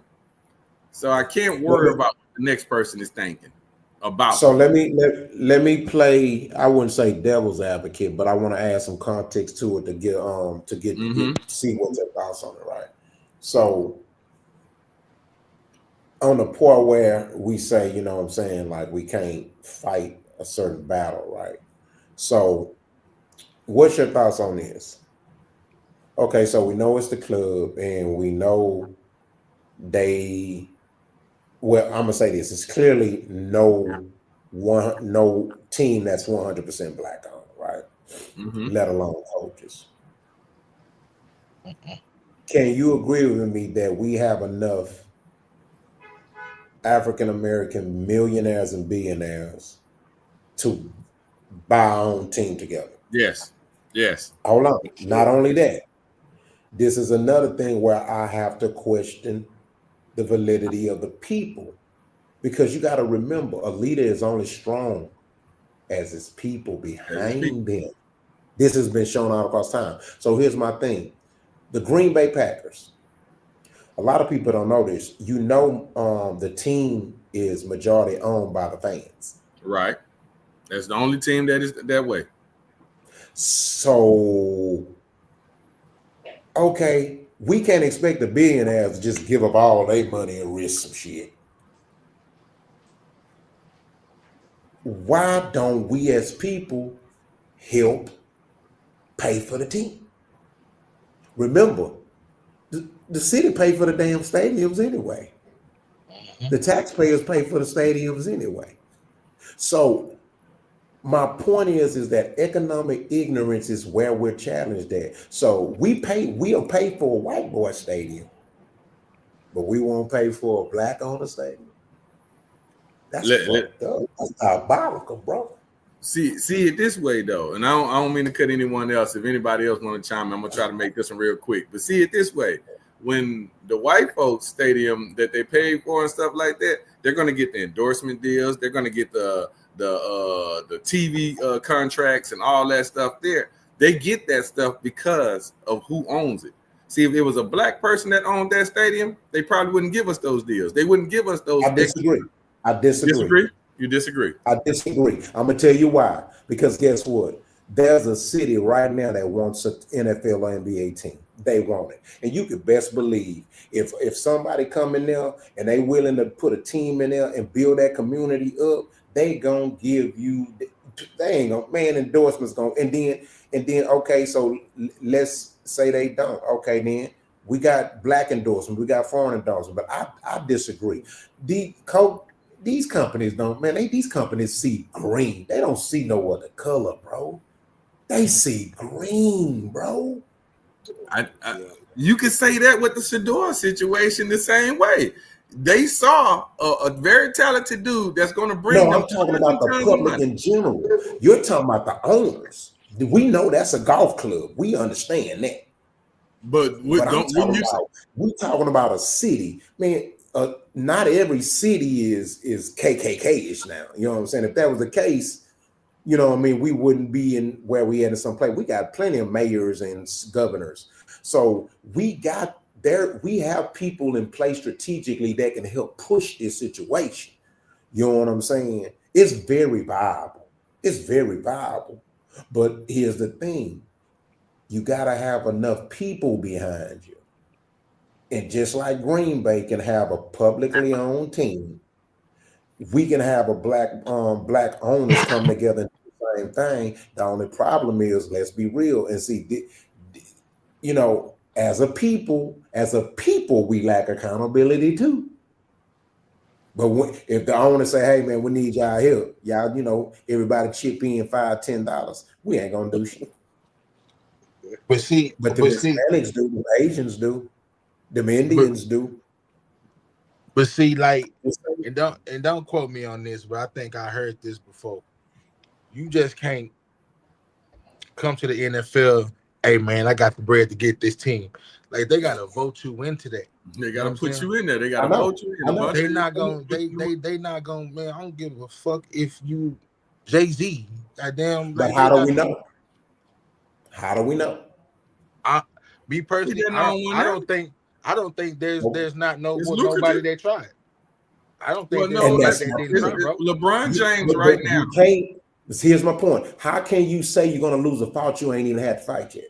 LeBron James right now is trying to own a team when he departs the NBA. He's trying to be an owner of a team, and they have now colluded against him. And you know, it's gonna be some facts that's gonna come out with this that's gonna support everything. Right now, this is hearsay, rumors, and stuff of that nature. So I don't want to say that I'm factual on any of this that I'm saying. But from what we're hearing, he is trying to be an owner of a team. But and him and his what's his guy, the other guy that works with him, Rich Paul. Yeah, so they're all collaboratively trying to come together to own an NBA franchise. The rest of the NBA has almost blackballed him out to where he cannot do so. And it is because they do not want him as a black man to have that all in his own power. Now, let's say he go get some people to back him, some other higher power that maybe, you know, have privilege or whatever. Then this thing may happen, but they still don't want it to be with LeBron. LeBron has done too much already for him to have that type of power. Okay, so I agree with you that I don't know the details of that or the accuracy of it, but I trust your word. But my point is this. That's all I'm saying is make the effort. A lot of times we already throwing a towel and the fight ain't even started. Yeah, I agree with you on that. I agree with you on that. You know what I'm saying? And that's cool. And even still, if that does happen, guess what? They need to have receipts for everything to let the people know. Expose them. It helps. It helps. But Ice Cube tried to expose them. He doing the same thing with him in his league. Yeah, and look what they did to him. Cube League was taking steps. Yeah, I'm talking about, man, they sabotage Cube, man. Yeah, they I don't even be saying big things on you see this shit on TV. And Cube he's still successful with his league right now. It is still moving. And I agree. He's still moving without their help. But he wasn't attempting to purchase an NBA team, and also he was at the mercy of NBA facilities, which were owned by who? His competition. So I'm not surprised at that. That's different. Yeah. That's different. You playing in there, like you can't expect your competition to help you become bigger than them. You shortstopping at that point. That's not good gaming. You know what I'm saying? It's So, but again, we understand how the system works. We all saw it wasn't cool, but I wasn't shocked at that. I'm like, you're using your competition stadiums. We have to build our own. You know what I mean? And so at least with attempting to come to the table and say, hey, we got the money to buy. We got the money to buy a team, come to a city. I mean, I don't even care if it's a small town, because guess what? These small towns have a bunch of towns, and they make up a lot of these teams is like that. They not in our big major cities. No, It's not the at all. small towns around them that fill up them stadiums. You know what I'm saying? Because at the end of the day, man, some of these cities or towns, they'll take a team regardless of who the owner is, because they love the sport that much. You know what I'm saying? Right. But I mean, it is an uphill battle, we understand. But if that's what's going on, man, you need to send me some information on that too. So, you know what I'm saying? Because I didn't know. That's what I'm saying. I'm like, they need to expose them. You know? But like, it's like teams. They not like the majority owner of the team, but you got black people that's connected to NBA franchises. Usher's a part of the Cavs. Michael Jordan's a part of the Hornets. Jay-Z's a part of the Nets. You know what I'm saying? So you got black people in them positions, but Magic in the Dodgers. Yeah, so I'm pretty sure, but they position, what they percentage of it ain't big enough for them to make moves. You feel me? It's still a white man game, bro. And you have to play it that way. We just need enough people with enough money, right? That is right there. Enough money. Yeah, right. Right. Money moves the whole narrative. Well, Whichever way it go. Remember, not just money alone get things done, and that's my whole argument is money needs a support system. You have to have the people to support it, because people ain't got money to lose. You got to bag them up. You know what I'm saying? So, you can't invest in your people. It's hard to invest in your people if your people ain't gonna commit to bagging you up. Yeah. So you know what I'm saying? I feel like it's kind of like how women's basketball is right now. Like women are champion. Don't get right, right. They're going crazy, but can't none of them. We had a panel of women, right? None of them. When I say none of them could name 5 players. I'm like, damn. So y'all advocating for them to get paid the same, and they've been subsidized for the entire time, and are actually a net negative, but y'all want them to pay more. Y'all saying y'all want fair pay. Fair pay is a bill, in all honesty, right? So you got to have the support from the people. I think we can do it, and I think it's happening gradually, because 20 years ago, we didn't see a lot of black faces. That Jay-Z thing 30 years ago, you'd be like, huh? But he was able to accomplish that. Like you said, Magic Johnson with the Dodgers. It's slowly coming. We just have to have enough of us to really get in. Like Diddy was about to start doing it too. You know what I'm saying? But a lot of times, man, we all do our dirt. Probably not to that extent. But you got to understand, a lot of cats, when they coming up, you be on a cusp of your greatness, and then they throw some type of joint in your wheel, man. How you flip over as soon as you about to really get yours. Even the whole Shannon Sharp things. I don't think it was a coincidence that 2 days after he announced a $100 million potential deal that it's his time. We saw Bill Cosby, right? We saw all these people when they try to do stuff. Jackson, He wanted to right. So they get at you. So they playing the game different.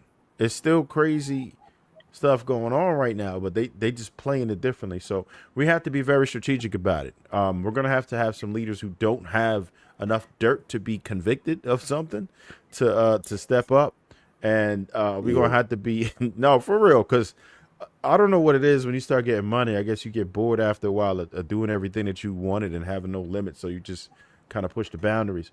But they try to get at you. All right, They so even we're try to gonna go fake. into yeah, they will. You're definitely right. All right, so we're gonna jump into a second icebreaker, man. And after that, I got a question for y'all.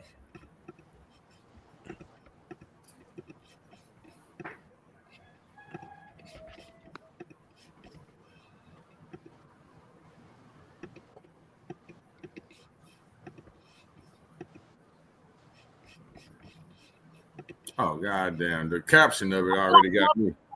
Motherfucking intelligence because I go through motherfucking phone this morning, ain't nothing in there. I go to the DMs, bitch. She ain't talked to nothing but homeboys, and that was 5 weeks ago. Like, bitch, do I look slow?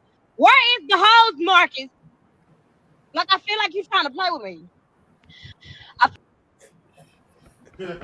So I just have a question, y'all. Where's the hoes, Marcus?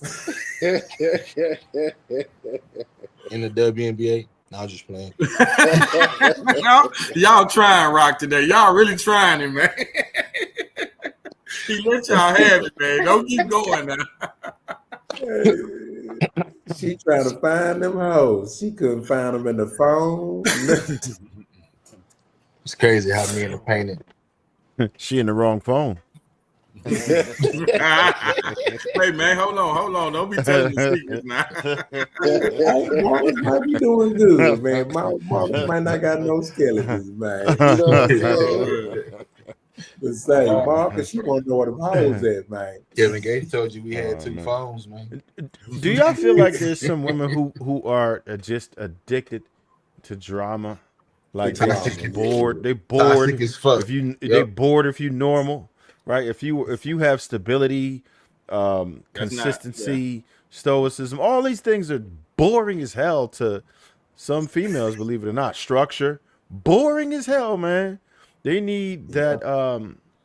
I've seen a couple cats go over this with the like psychologically because of their traumas that they dealt with as a child. So they're overstimulated and they need that. They can't have regularity. It's boring. That they've become accustomed to that up down, that emotional roller coaster. And if you can't provide that for them, then you are going to get cheated on by the toxic guy, the dude who just want to smash, the dude who's smashing other women to keep her busy, to keep her having something to do, man. Because And then, I mean, look, then I hate they're gonna fight to make the toxic guy act like the structure guy. right, right, Yeah. right. But it gives her that fight. She needs something to do, and I hate to profile people, but I'm just going on it. It's Just the truth. by like the tattoos and the It's the truth. how she throwing the words around and all that. I'm like, come on, man, like. So we about to go you to need the that next drama in your subject. life. That shit crazy.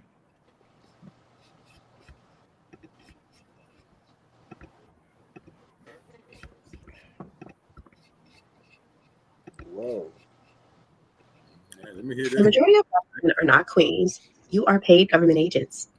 You are empowered, but not in the way that you think. You teamed up with the government via government assistance, child support, legal violence, and they weaponized you against your own community and your own men. They sold you on being strong and independent, but really they just isolated you and set you up for further manipulation and failure. The system didn't for you. It actually programmed you to fight against your own, disrespect your men, and not respect your elders. You traded family for funding, and while you celebrated your freedom, your house just is slowly burning down, actually rapidly. Unfortunately, you're not raising children, you're actually programming them. Your daughters are repeating the same cycles as you, becoming baby mamas, involved in sugar daddy culture, whole culture, all of the above. And then your sons lack leadership, discipline, and self-control. So just no order at all, just all dysfunction, emotionality, and rage. You became the perfect weapon to inject the dysfunction right directly into your children. So they don't have to do it because you're doing it for them. But then you brag about your degrees and how you're the most educated and independent and strong and how you guys can take care of yourself. But your children can't read. Can we make that make sense? And as long as you keep choosing the system over Black men, you'll remain a non-player character, a program bot running on a government code, just raising the next generation of slaves. And this is why you lead in obesity, single motherhood, least likely to get married, least desirable, most likely to raise a criminal. It's because you're a product of the very system that you think you're outsmarting. The majority of Yikes. It's about to get heated. Who better than talk about this than us, man? You know, spot on, man. Let's talk about it. you know, Come on, Trust. you know, I love it when I find the videos with the females discussing women's Yes. issues because it's harder for them to attack. It's harder for them to they can't attack the same, right? They become more reserved in their responses because it's like a wolf nor a wolf, a bird nor a bird. So you can't sell no dog shit to a bird, and you're a bird. You know what I mean? So I honestly, I really anything that I say will be just regurgitating, remixing what she said. She said it all. So I'm really cool on this. So you know what I mean? She said it all. Yeah. But anybody can expound on it. You might have something to say to add to it. Rockstar, I got a point of contention with that, with part of your statement. I've watched these females cannibalize women like this. They will call her pick me. They will disparage her in any way. They'll talk about her eyelashes, her wig or lack thereof, her edges, her background, everything that they possibly can to continue to push this Western agenda. These women, the attacks are relentless. I would encourage you to go in those comments, man, because I mean, I've definitely seen it on the panels, man, where we'll have some females who might just be speaking some truth, like Homegirl was, and then the other woman will just viciously attack her. We've had some serious cat fights and some. I'm not saying on social media. I'm saying when I've seen women speak like this towards women in public, they don't give them that. Okay. Yeah, oh well, yeah, you know how it go in real life. In real life, Yeah, everybody energy is different. Yeah, because social media, you got a Well, nice little buffer, but right? if we do it in person too, it could cause some, drama too. But if a woman say it in person, they just walk out from this mouth. Yeah. I think we need more women to actually do that. Hopefully she's genuine. We've had some people who have came into these spaces and were real pick-me's, were grifters, and their lifestyle didn't match what it was that they were preaching. And I think they ruined it for a lot of women and they killed the credibility of a lot of the women because they were just out here grifting because they know what men want to hear. And they know that women are going to get on there and complain, right? Once you have an issue like that, it immediately becomes polarizing, and that's it. That's how you go viral. That is how you go viral. Anybody who wants to go viral in the video, just create something where half the people are gonna love it, and the other half are gonna hate it, and they're gonna meet each other, and the comments are going to engage, and you're gonna go viral anytime. Facts. And that's just what it is. The only problem with that is that I found is it's great for making popular content, but at the same time, it kind of falls on deaf ears.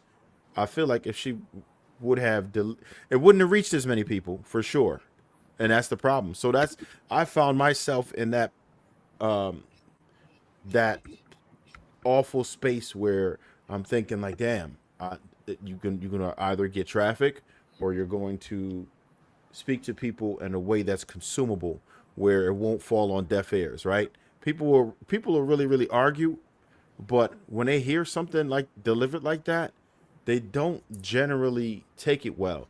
Most women are going to they're not going to be able to digest that, right?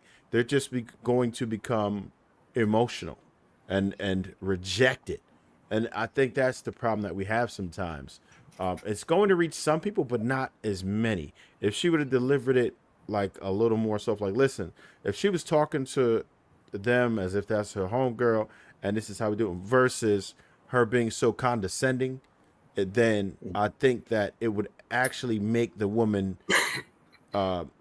be able to gain that perspective, and I think that's extremely important for us to Shit, I don't think gain none it. of that shit gonna work. Right, perspective. I mean, to me, I've talked to women, and the way that I've learned to talk to women is to try to put them in your shoes without being condescending. Right. It doesn't Yeah. mean you got to be soft. It doesn't mean you have to pander. I don't believe in pandering. Right. I believe in telling the truth.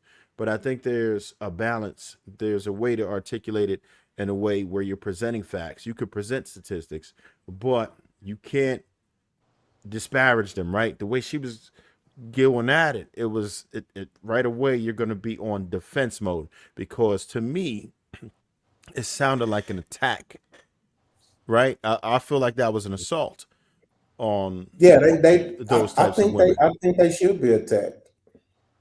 Me too, but I don't think we'll change them by doing it, right? Yeah. You know what I'm saying? Not as much as if we were able to reach them, and it's harder work. It's harder to do that. It's hard to put your words together.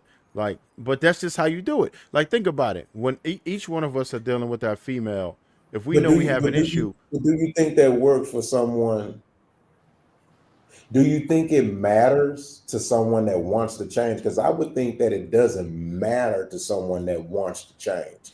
And I don't think it matters how you come at them if they just don't want to change. You put a gun in their head and they shoot me. I got an instance for you, right? Let's just say you had a real beef with your homegirl. Maybe not your current, but somebody you dealt with before. You know that they're emotional. Maybe they're paranoid. Maybe they're dealing with some things. Whereas when you speak to them, you know that you have to parse your words carefully, right? Because they're going, no matter what and how you say it, they're going to perceive it as the absolute negative, right? They're going to be pessimistic about it. They're not going to receive it well. So when you are accustomed to dealing with people who are always on the defense, and which are the women who need that help the most, right? So if we want to reach them, then it's like we could go ahead and keep hitting them. We've been beating them in the head with this for a good decade now, right? In a lot of these spaces, you had the red pill doing it, you had purple pill doing it, you know what I'm saying? You had blue pill doing it. And to me, the most effective thing that I found so far, and that's open to debate, right? I don't have all the answers, but for me personally, my experience is me being able to reason and rationalize. I found it to be more effective than being condescending and just an all-out but barrage it's of telling the insults. truth being condescending.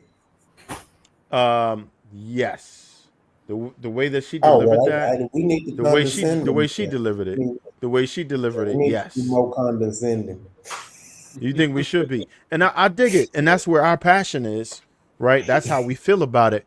But we have to understand, if we want change, we got to know what our audience is, right? So you always have to understand who your audience is and what it is that you want your audience to do after your delivery, right? It's almost like coming up with a sermon or something. You have to know if you got youth, if you got old people, you can, and the current event, whatever it is your topic is, what Bible verse you're going to link it to. It's like one of them things. So you have to know what your topic is, and you have to know who your audience is, how they're going to receive it. And to me, I feel like most of these women is going to be like, who the hell she thinks she is? Only because of the way she delivered it. I think she could have said it in a more effective way that would reach more people, to where it's like, oh shit, she kind of making sense. Bringing it together. You know what I'm saying? Versus that all-out assault that she did. It was bad. Gotcha. I don't know. Maybe you could watch it again. But if you look at I like her loved it. tones, I didn't see nothing wrong with it. I just think that I think the people that don't want to change are the ones that's gonna attack her. I think the people that may want to change may be triggered by it, but they will accept the fact that she was telling the truth, especially if it's describing them. Like, I'm gonna use me for example, right? So, and I've told the story before. There was one time when I was with my child mom. work was hard. I couldn't keep a job at that time for like, I say almost a year. And I was looking, you know what I'm saying? I was doing it, you know what I'm saying? I'm not a lazy guy.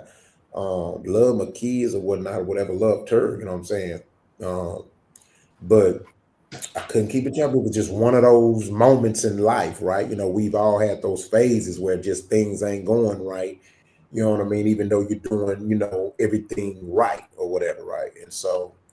And it was around the 7th or 8th month. Not even that. I say the 9th or 10th month, right? And I was just off and on, you know what I'm saying? And even when I got those jobs, I just give all the money for the bills and everything because that's my way of just appreciating the fact that she was holding it down when I wasn't working. And the good thing is I didn't resort to the streets, you know what I'm saying? Which is always a good thing because that to me, that's a cop out for me. That's how I see it now. You know what I'm saying? That's a cop out. There's no justification for selling poison to your community. I don't care what the situation is. Right now, if you do what you got to do, cool. I'm not mad at it. I'm not gonna look at you like you're not right. No, but I'm not gonna glorify you either. Right. So, end up, man, she came home one day, and I had just got back. I was at the gym because I'm always work out. You know what I'm saying? So, that helped me. As far as, focused and just sane to a degree. And I had asked her about fixing something to eat. She had just got out of work. And she just flipped like that, whatever. And then I flipped back, I flipped back, what the fuck you talking to, whatever. And she just she ended up calling me a sorry ass nigga. Damn. Right now, of course, instantly I was offended. Ain't no sorry ass nigga, right? I'm pissed. We got into it. Like when I'm working, I'm paying all the bills. I take care of my kid, But guess what happened the next day? I got up earlier than I usually did. I filled out more applications than I was. She lit a I fire. was filling out all applications, but I was filling out more. I wasn't even coming home until the workforce center closed. And I end up getting a job 3 days later. Now, here's my point. Yeah, I know I'm not a sorry ass nigga. She knew that shit. You know what I'm saying? But accountability and accepting the reality of what she said is what made me forgive her. And then I wind and dine her, like, once I started working and all that, like just to celebrate. And she apologized to me, and I told her, I said, your apology is not accepted. She's like, why? I said, because I was off and on a job for almost a year. I said, you were paying the bills. I said, so by default, I was a sorry ass nigga. Accountability. Right. So check this out, Rockstar. Check this out, Rockstar. But before you go, what I'm saying is ahead. sometimes the truth hurts, and sometimes the truth needs some nails on the end of that motherfucker. Okay. So it didn't kill me, it made me strong. I got it. Now Yeah. your theory works excellent for men. It doesn't work the same for women. And I think that's okay. But I really because guess do. what? This doesn't work good for a lot of men either. I mean, it's expected to, right? A lot of men, this does not work well for. Men, we understand that we are the stronger vessel, right? Biologically, what happens to us and us being raised by single mothers and all of that, of course, that's going to have an impact on us. But biologically, we are meant to withstand more, and most men will respond. Generally speaking, most men will respond better to that type of thing, right? Secondly, what I would say is pardon me. In this movie we call life, we are always the protagonist. And I know you were saying that there's people that want to change. Most of us as humans, we see ourselves as the protagonist, no matter what it is that we're doing. We might falsely justify it, fool ourselves, manipulate ourselves into thinking we're doing the right thing. These women that are doing what it is that they're doing, they don't feel like they're an antagonist. They are the protagonist of their life movie. So So you most don't of think we us should bring don't want Shaming to back? change. Right. Okay. So if you want to say shaming, right? There's certain things that should be shamed. There's certain things that should be shamed. We can't eliminate shame. We absolutely do need shaming back. We absolutely do need to be able to pull coats and tell people when you're wrong. We do. We do. But there's a way to do it. There's a way to do it. One thing that I've learned With modern woman, you're saying, because I think based off what you're saying, it used to work. These women is made different. They come from single parent homes. You can't give right. them that energy. They call you soft now if you try to So talk I'll to say them. this. I'll say this. I've They done react better to bitch. You a bitch. Get shit right. not really. I'm gonna tell you why. I've interviewed a lot of women, right? And That I've goes back talked to to a my lot of point, women. Trill, is nothing's Uh-huh. gonna work to someone that doesn't want to change. Nothing. Nothing. And that's what I'm saying. It's very difficult to change a person. The only thing that you could really Exactly. offer them is ideas and perspective, right? You have to trigger thought. To be the catalyst for that change, right? You can't make a person change. They have free will, autonomy, whatever you want to call it. So the only thing you can do is to expose them to the truth. It's almost like you just showing them if you went into a different environment, you'll be exposed to different things. They have to see different things. They have to see how things work. So the best thing that you can offer them is knowledge. When you offer them knowledge, when you start to know things and learn things, I did a lot of bullshit as a youngster, man. But Things that I would but never knowledge do right knowledge now, right? doesn't work well with women when the knowledge doesn't fit their narrative, though. And I'm gonna tell you something else. You do know that 80, I think it's 83 or 84% of psychologists' clients are women. Shit's not working. Yeah, no. Let Yeah. me And let and me let that's me say let me interject with And this. they're very, more catering. Let me interject with this here.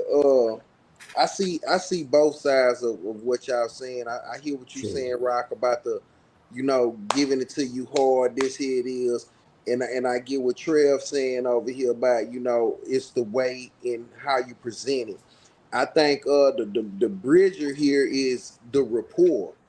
You see what I'm saying? Because The you being at resume. Yeah, home that with is. your woman, you know what I'm saying?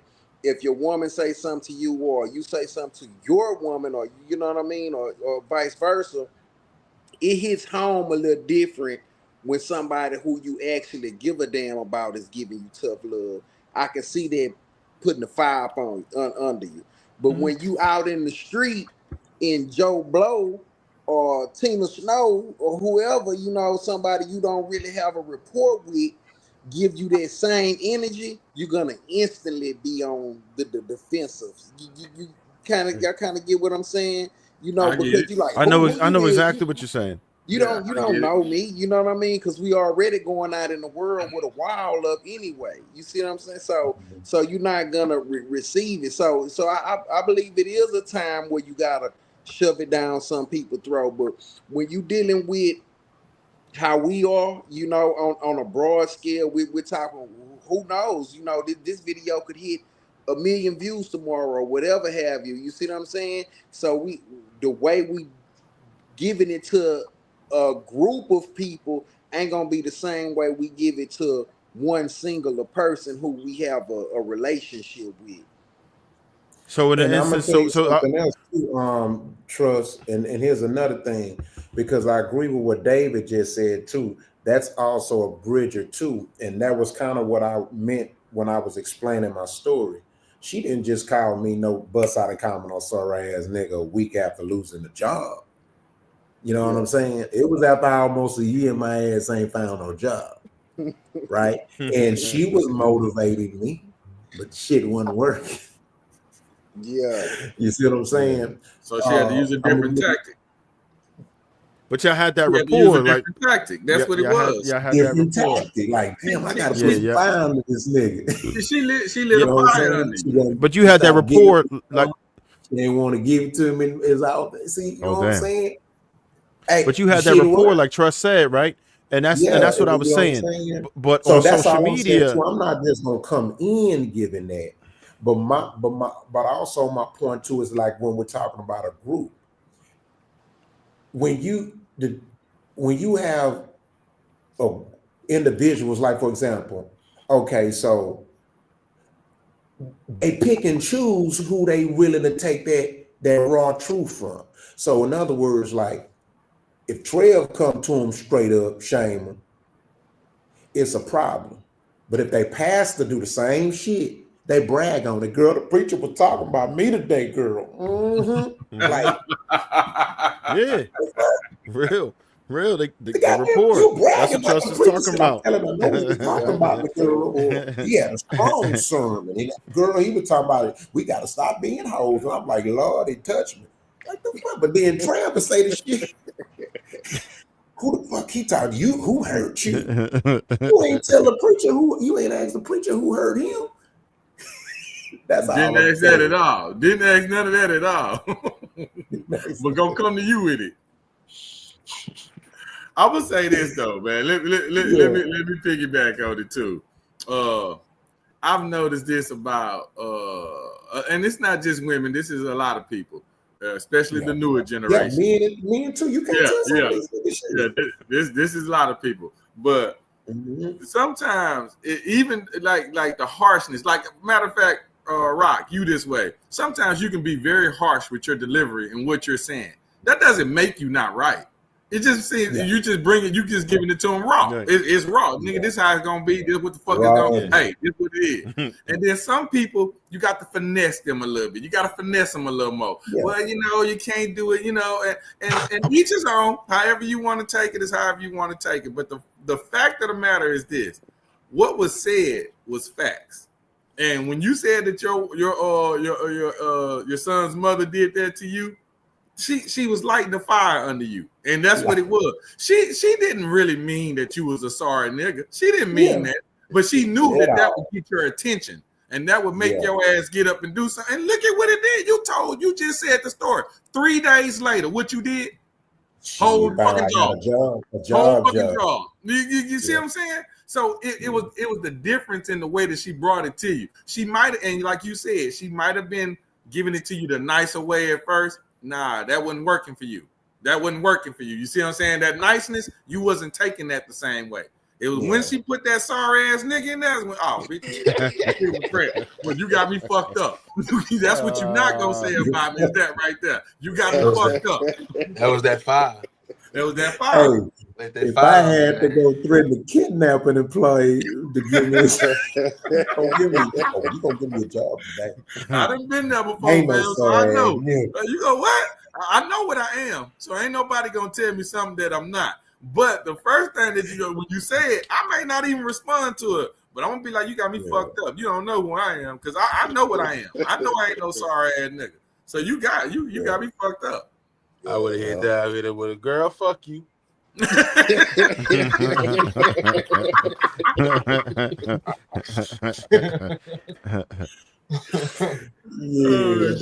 was a good topic, man. Hey, y'all, that's a good point on that one. That was good. All right, so we're gonna go to the next one, man.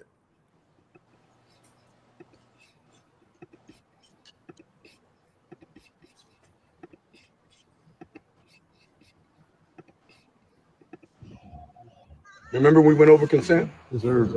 Good. You're with a young lady. She has to consent to every act. So if you were in the car with her and something went down in the car, that does not mean that something has to go down at the apartment. If y'all did something in the car, that does not mean something else has to happen. That next day, you cannot assume that it is okay to send a or something like that. If you're in study hall and a trackster walks by you and she's got tights on and she's going to study, you can say, look at that. It's harassment. She has every right to turn around and press charge against you. If you're not quite sure what the fuck to say, picture it being your little sister or your mother, and then shut what you call the fuck up. Are we fucking clear?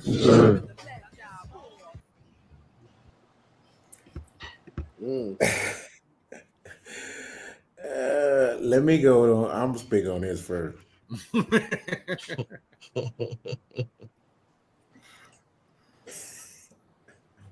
I don't know. You would trust you want me to speak on this person? Yeah, go Either ahead, you go or me ahead, gonna go go ahead, first. go ahead.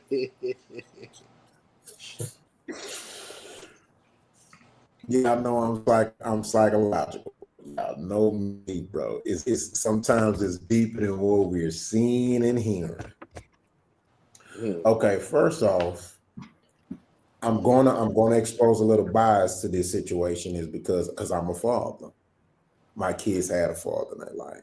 So me being a father who had a father in his life and my kids had a father in their life, I wouldn't approve of my son's coach talking to my kid about that shit.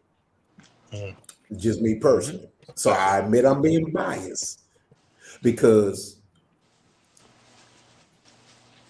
I don't need nobody narrating my son's story but me and his mama.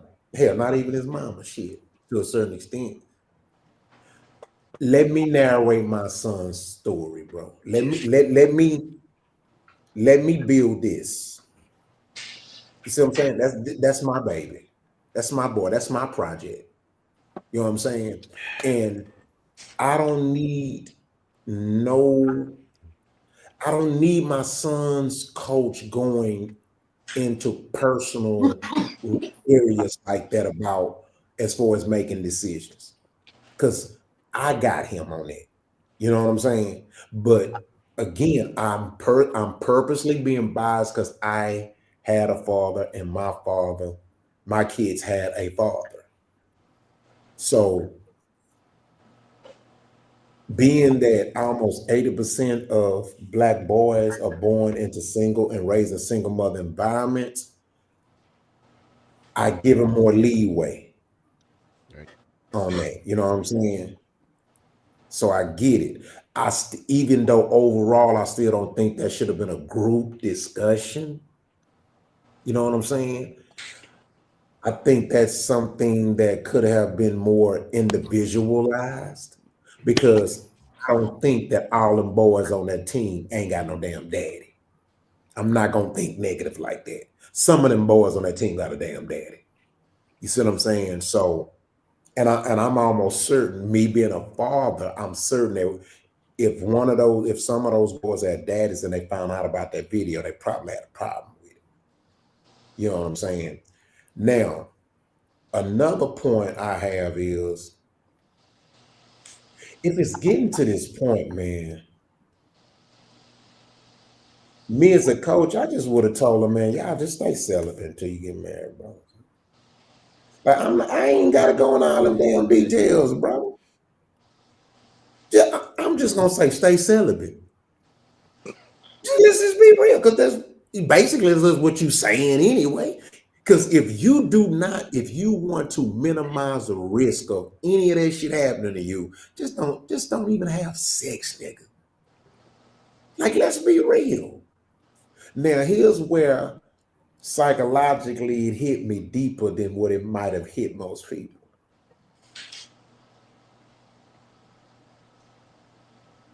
What's next for them young men to do? They ain't gonna stop getting horny. Do y'all peep what I'm saying?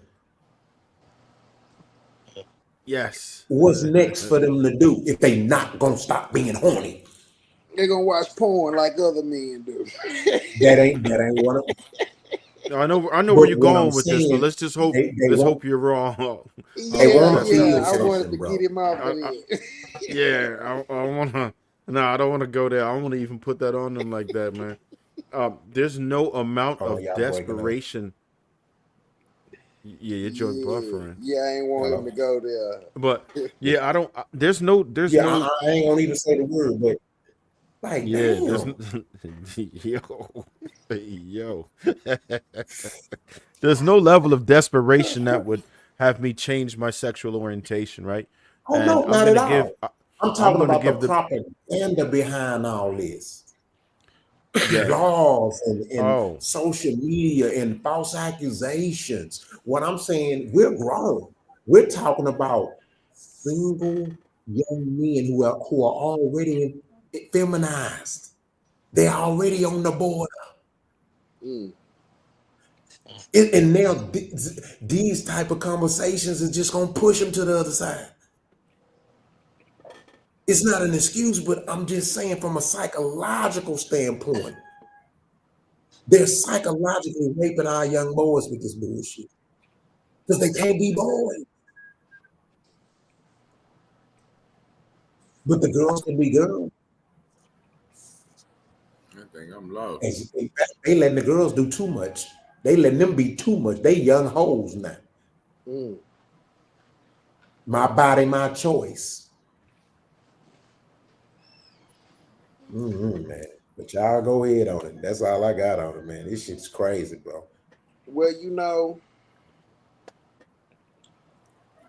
the culture, the temperature of the culture, and when I'm saying the culture, I'm not just speaking on black culture. I'm speaking of Western culture in general, right? The temperature of Western culture today has kind of set the ground stage where we gotta have these kind of conversations with our boys about how how how aggressive you really can be. It's almost like the conversation that black people, like black parents have with their black sons about getting pulled over by the police. That's not a conversation that white parents are having with their sons about, okay, if you get pulled over, keep your hands on your wheel, try to be respectful. They're not having that conversation. So in this Western culture, we have to have this conversation now because a young lady can have this power, and I'm not saying it's right. I'm not saying it's right, but it's just a fact of the matter right now that a young lady can go to a room with a man, a young man, after a party. They both been drinking, inebriated. It's 2 o'clock in the morning. It's going down. You know what I mean? We know the scene. We know where this goes, right? And then she can wake up in the morning, feel shamed about it, and scream rape. Especially with those kind of young Right. men, playing college ball and all these things. They got a future ahead of them. So you gotta have this kind of conversation with them right now. You got to have this conversation. And I know it's a But my hard conversation to have, but and my it's probably a question good is, conversation. Go ahead. I don't have a problem. The parents can have whatever conversation they want with the kids. I'm asking you, do you think it's appropriate to That a be having coach should. I conversation? feel like it takes a village to raise a kid. I agree. I Yeah, I know, feel but like it takes a village. but So as a young boy and he having a coach, you know what I mean? Even if you do have a father, you're gonna get yeah, some things from that coach that you can use in life. You're gonna yeah. get some things But from do your you teacher think it that you should can get use. that personal though? We're talking about sex here. I I I personally, I, being I a think father in my life, I don't want no other man talking about sex to my son. I But don't. you got, did you go but to sex education when you was in school? They had sex ed. I did. I did Yeah, too. but they wasn't talking about We had rape. that. I mean, But great. see, They wasn't talking about raping. It Rock, wasn't that prevalent. you got to look at it like this too, Rock. Them Yeah. college athletes, right? So, No, you know that what I'm was high saying school too. kids. That was high school. Whoa. Yeah. Oh, I Now it's thought that was different. You college. grown. You grown. You grown. That's different. They can, whoever can talk to you, however you choose to let them. That's Yeah, your decision at that point. Them high Yeah, school kids. that changed the narrative about what I was going to Yeah, say because I thought that exactly. was college students. You know Nah, what I'm them saying? high school kids. Because like if there was, I was gonna say, you know, them being away from home, away from their pops, the Yeah. coach is the closest thing to a father figure. But now you said Now they high school, they kind these of flipped kids the are whole. still under your roof. Yeah. Yeah. I'm sensitive to my kids as long as they still, you know, they under 18, man. Yeah. Now he didn't say nothing wrong. The coach didn't say nothing wrong. He clearly cares. He's clearly a father. He didn't do anything wrong. I wouldn't want my son's high school coach, you know what I'm saying? You know, because I paint the narrative for my son, you know what I'm saying? Yeah, but I was just interested in how would y'all feel as parents? Because okay, let me twist it. What if a male coach was talking to your high school basketball girl about sex too, even though it's preventing things from happening? See what I mean? That's different. What do you mean talking to her about sex? What do you mean? Prevention, about, you know what I'm saying? You know, the same situation, only switch the genders. About getting raped, just like they don't, you know what I'm saying, and stuff like that. If a male coach, let's say example, my daughter, Reverse she's a the basketball gender, player, a and she male got a male coach coach. and talking to high school girls. Yeah, let's say About the example. same scenario. Oh yeah, let's say example, but it can't be the same scenario though, because Yes, it for can. a It woman, can be about how not to get raped instead of how not how to get not raped. to get. Now, if a male coach is telling my daughter, okay, we having a dance this Friday. Girls, watch your drink. Don't leave your drink around because this could happen and da da da da da. I wouldn't have a problem with No that. problem at all. I wouldn't have a problem with that at all. No. No, but that's the thing. Watching your drink is different than actually having a conversation about sex itself. If he would have told my boy that, then I'd be like, even though my damn boy shouldn't be drinking, but we're talking about the act of sex and sending sex pictures and all that. But That's a little bit too much for me. I don't to think be he talking to went my that house. deep. He basically told him if it happens in whatever happens in a car, don't mean it has to happen in the room. The room. If you see a young He talked lady in about dick pics. tights, He if you went see a young lady in about tights, sexual activity. He wasn't specific on sexual acts though. I feel like he kept it professional. He drew the line. I can say that he probably I think he was trying to relate to the youngness of the crowd that he was talking to. They kids, right? So he's trying to relate to them. Therefore, he may have went a little bit more detailed than he probably needed to go. So I'll give him that, if anything. But what he is saying, I don't have a problem with it. I don't think it's nothing wrong. And if it were my daughter, a Yeah, that's female, me. Give it a second. I wouldn't have an issue with it either. Yeah. I think That's cool. I would. I personally, I don't want no male coach talking to my daughter about no dang-a-lang. I don't want no woman coach didn't say talking to nothing my daughter about about no He ding-a-lang, didn't say, right? yeah. Well, I think we're taking it Yes, to he a whole did. different level now. He didn't go that far. He did say He something about went into sending the a dick pic and preventions of shit. getting yourself in trouble. Thank Therefore, you. that's why I'm with that. No, he did Yes, he say something. did. He said something about sending dick pics and shit. Talking about dick and Okay, pussy. but He did that's to the group of boys or whatever. So I guess I'm different with that. No But problem. let me go this route though. Even though he's having that conversation and it's a preventative maintenance deal right there, so he's trying to prevent something from happening. Therefore, happening that could cost them some trouble or anything like that. I'm all for that because I do want my child not to get in trouble. Yeah. And sometimes, what we talk about at home, for instance, Rock, you may talk about some things at home that your child may not be comfortable with coming out telling you. or whatever. Not saying that that's the case, but I'm just saying it could be a narrative of that particular situation. But To where it look, might you be just more proved my comfortable. point. You just proved my point. I said from the beginning, I'm going to be purposely biased on this because I was in my kid's life. So, which means that I don't need that type of assistance from nobody else. Okay, You know what but I'm even saying? though you were in your kid's life, I'm going to be biased. okay, you biased, then that's fine. You have every right to be biased. But look, I'm biased to the kids that actually have fathers or parents in their No, you can life. only be biased towards your kids because that's the only ones Exactly, that you can. that's what I said. Yeah. You can only be I'm biased. being So biased. anybody else, But y'all not wrong. Y'all yeah, not wrong. I just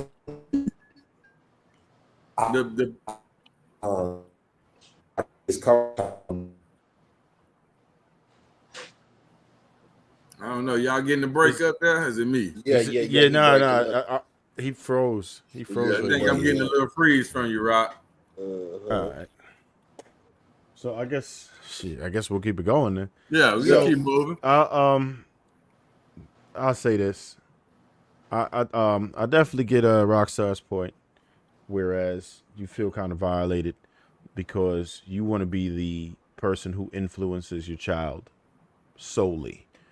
But I understand the coach's sentiment because there are, 80% of us grow up in a single parent household, right? So regardless of what we would like to think, a lot of us don't have that father figure. So what's important for us to do is, if you are a father, be in your damn child's life, develop that comfort level where they feel like they can tell you everything. And you have to start way earlier than you feel comfortable. I had to start before my kids got to double digits. And you know why I did that? Because I learned about sex before I turned into double digits. Yeah, Because they already talking about it. Yeah, it was introduced to me by the children. They let me know a whole bunch of stuff that my parents did not. So they didn't offer any context or anything. That's just what it was. So at that point, me knowing that what the potentials are, I try to move them into a better neighborhood, whatever. But it doesn't matter. They have more exposure. Back then, we would have had to get like a magazine or something that somebody got their hands on or whatever. Now, it's in the palm of their hand. Every child has a smartphone. All you got to do is press I'm 18. Yeah. You know what I'm saying? That's it. Unless I don't know if it's Florida or one state banned it or whatever. But in all honesty, most of our children have access to everything. Whatever they want to see, as vile as possible, as sexual as possible, as graphic as possible. They can see fetishes, all that stuff, and it's fine. They can see it.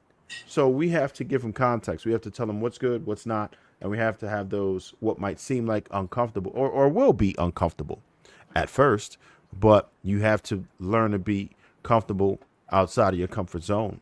You have to have that dialogue. You have to have that relationship with them to where you were talking to them about these things. You are teaching them these things.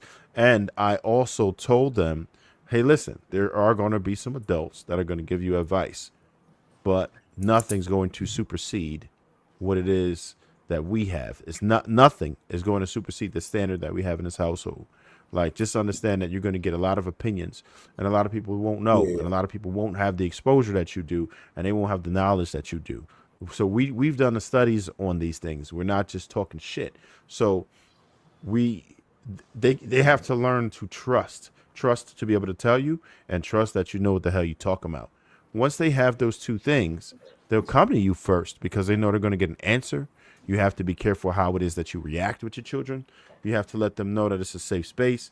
So you got to develop your poker face. When the kids come up with a Well, I weird know ass my question, thoughts is, don't ever make it as awkward. a boxing coach, I've been boxing for a long time. I got kids that still contact me, that grown, got families and stuff like that. I personally, and I'm talking about, I've actually got, You just came from nowhere. Oh, my bad, my bad. My bad. Go ahead, my bad. Well, I'm gonna say this: me as a coach who's been coaching for so long, boxing and training kids, And I'm talking about I done gave them plenty of life advice. But I ain't finna have no conversation with my goddamn, my damn kids about no dick and pussy at all. That shit not happening, bro. Okay, all right. How about this then? So if that's the case, who do you want to introduce it to them? Bro, I'm not talking to I don't train kids from 5 all the way to grown. No, not them. I'm talking about your kids. Kids who didn't have parents or nothing, high school kids and all that. No, kids I understand. I dig it, and that's what I'm saying. But the question I'm begging right now is, for your children, you're comfortable talking to your children about it, right? Since they were young, or no? Yeah, whenever they come saying, but see, also parenting makes it to where your kids ain't gonna want to talk to nobody else about certain shit. That's like what that. I'm getting at. Right now, y'all are living I'm in a a different perfect. parent. Y'all are Like, expecting this perfect I world. wasn't like my parents. See, my parents do what the fuck I say. You don't have no say so. This a goddamn me. This North Korea motherfucker. You know what I'm saying? That's how a lot of us was raised. Nigga, this. Yeah, but did your children have cell phones? Did your children have cell phones? Did your children have cell phones? Oh yeah, it's to over. a certain age, but again, I'm different. My kid used to my kid didn't have a cell phone until she was in fucking high school. And then when she did have a cell phone, she couldn't even go to bed with it. And if I caught her in a room with it on, I'm taking it for a week. I was a different parent. But that's also, you. But the other children got the cell phones. I didn't bring my magazine to school. I made it comfortable. I made my kids comfortable enough to talk to me about anything. So they want to go talk to nobody else about no personal shit.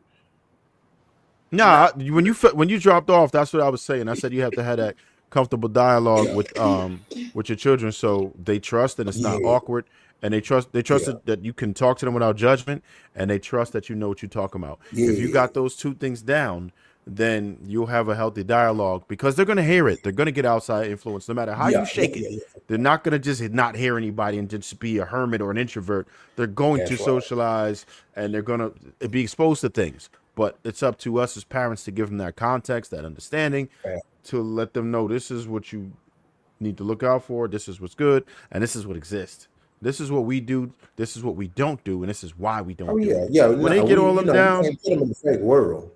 We got a situation though, fellas, where we're looking at this from like in the way that y'all are explaining it, that's how you want it. Yes, we all have wants in the way we want this to go, but it doesn't always go the way you want it to go. Your children are not going to always come to you for certain things, because they can get this information from someone else, and sometimes it may be easier. That's not that they don't trust you, or they don't they're afraid to talk. It may not have nothing to do with that. It could be just the topic of the day at the schoolhouse, and all of a sudden, not just the topic. Now, just because that was the topic of the day, don't mean that my child's gonna come home and tell me today the topic of the day with the homies was we was talking about this. No, they gon' But you talking about peers. You can't compare your peers to a coach.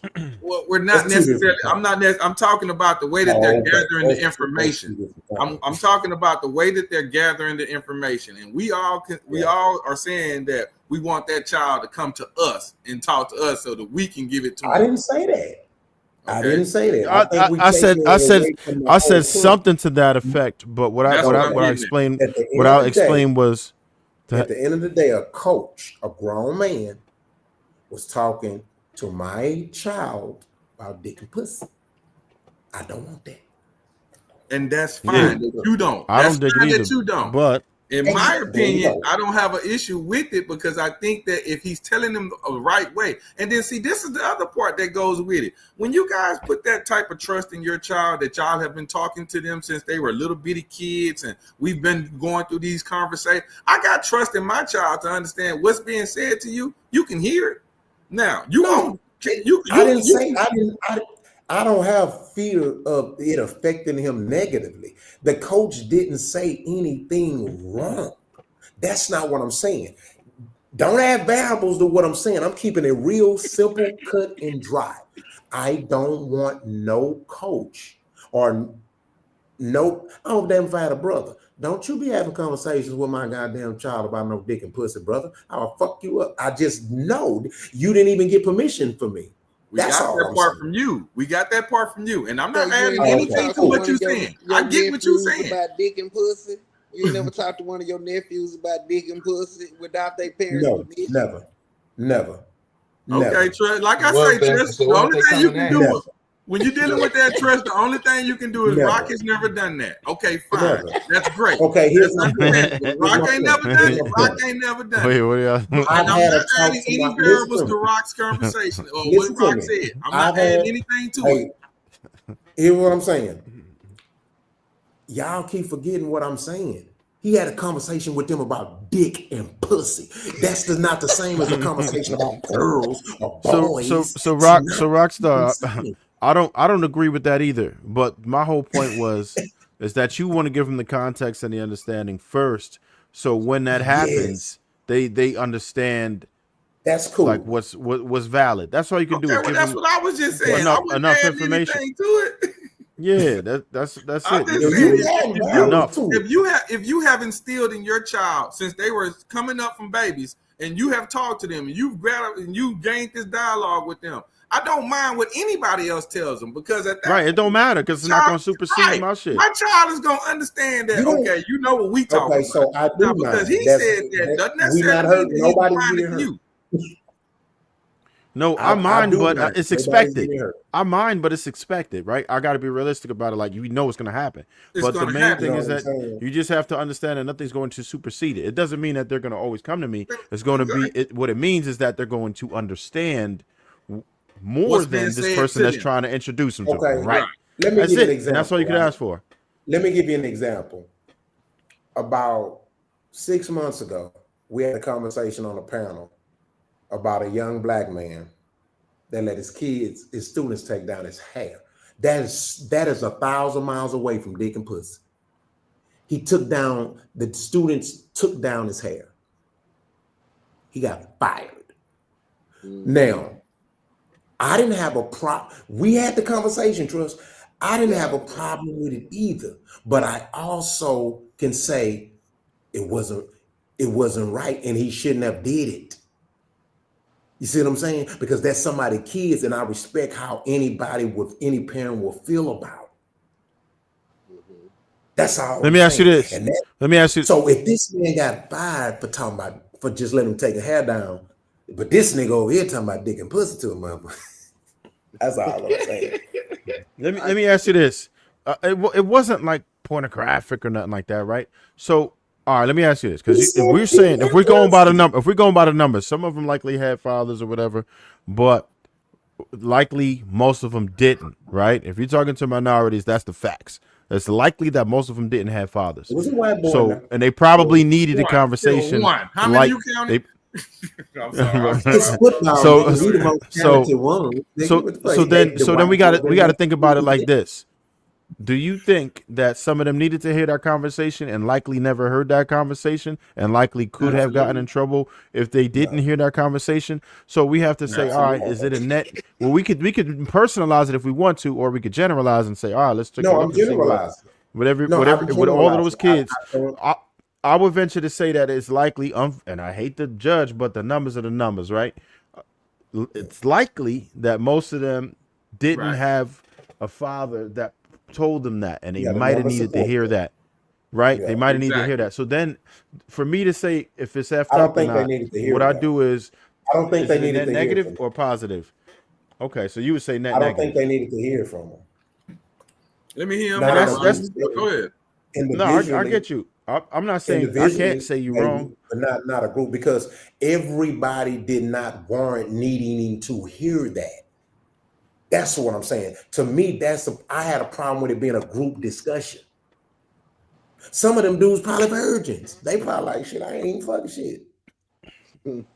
Some of them dudes actually have a daddy probably like, shit, hell, my daddy and I already had that talk. That's all I'm saying. So no damage done to those guys who already had that talk with their daddy, and I was part of the point. Yeah. Right? So they cool. It's not going to hinder them at all. The problem is with the parent. That's why I said I would have a problem. I'm sure my son probably wouldn't have had a problem. But Yeah, he probably just would have wave a it problem. off. He probably he probably just would wave have it a problem. off. He probably what you feel you gonna feel away, but you got to understand your children are gonna be No, exposed I to all would have had kind to of talk with the bullshit. coach. No, I would have had to talk with the coach. Yo, no, I I would have got to it. talk with the coach. I got it. But we also Yeah. can't stop the influence that their peers is going to give them. It's going to be way worse than what he just did. So Yeah. we just have to make it to where they bulletproof when it comes to that, right? You can't stop anything, but you could absolutely mitigate the Yeah. risk. So if we're saying that the dudes who had fathers will wave it off, no harm, no foul, and then the dudes who didn't have fathers probably needed to hear it, how could it be in that negative? I agree Again, right there. I I agree. never said it was negative. I said I don't agree with him. I don't agree with a coach talking about dick and pussy. At the end of the day, he talked about dick and pussy, and y'all cannot unhear that.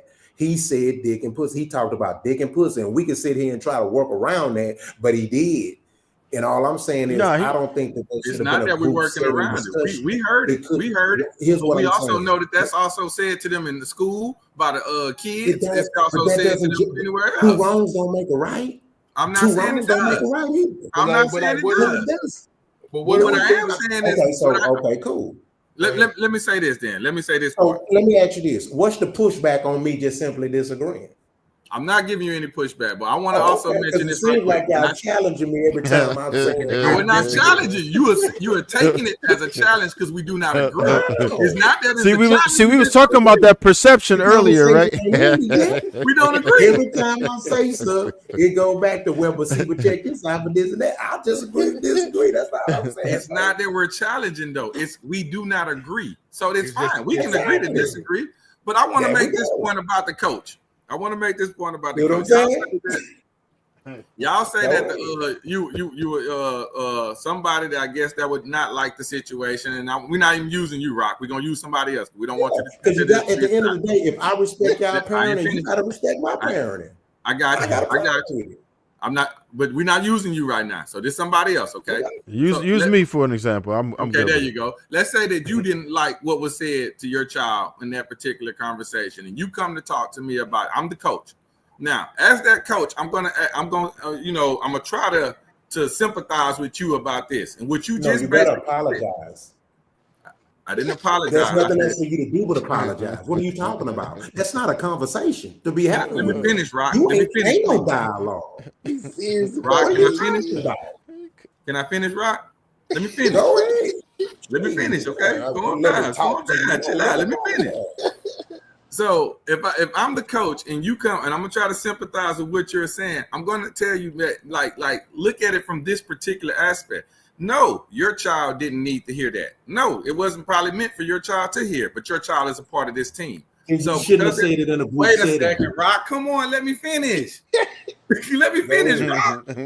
Go ahead. Okay, so yes, your child didn't probably need to hear that. So fine, but your child is still a part of this team. But now, let's say that there is a child that did need to hear it, and I helped that child, and that child heard it. Okay, the conversations that you and Mr. Trail's child, not Rock's, Mr. Trail's child is having with his child, the conversation that y'all are having, that is perfect because you made it so I don't have to talk to him in that particular situation. And yes, I could individualize the one person that needed to hear it, but if the whole panel, if all of us are all standing here, I'm going to say it to everybody. Whoever needs to hear it, take it. Whoever doesn't, don't And need that's to where hear you it. fucked up at. Wait, Rock, you still And not that's let where me you finish wrong. now. That's not Because how you do it. That's Rock, not you still not let me appropriate. finish.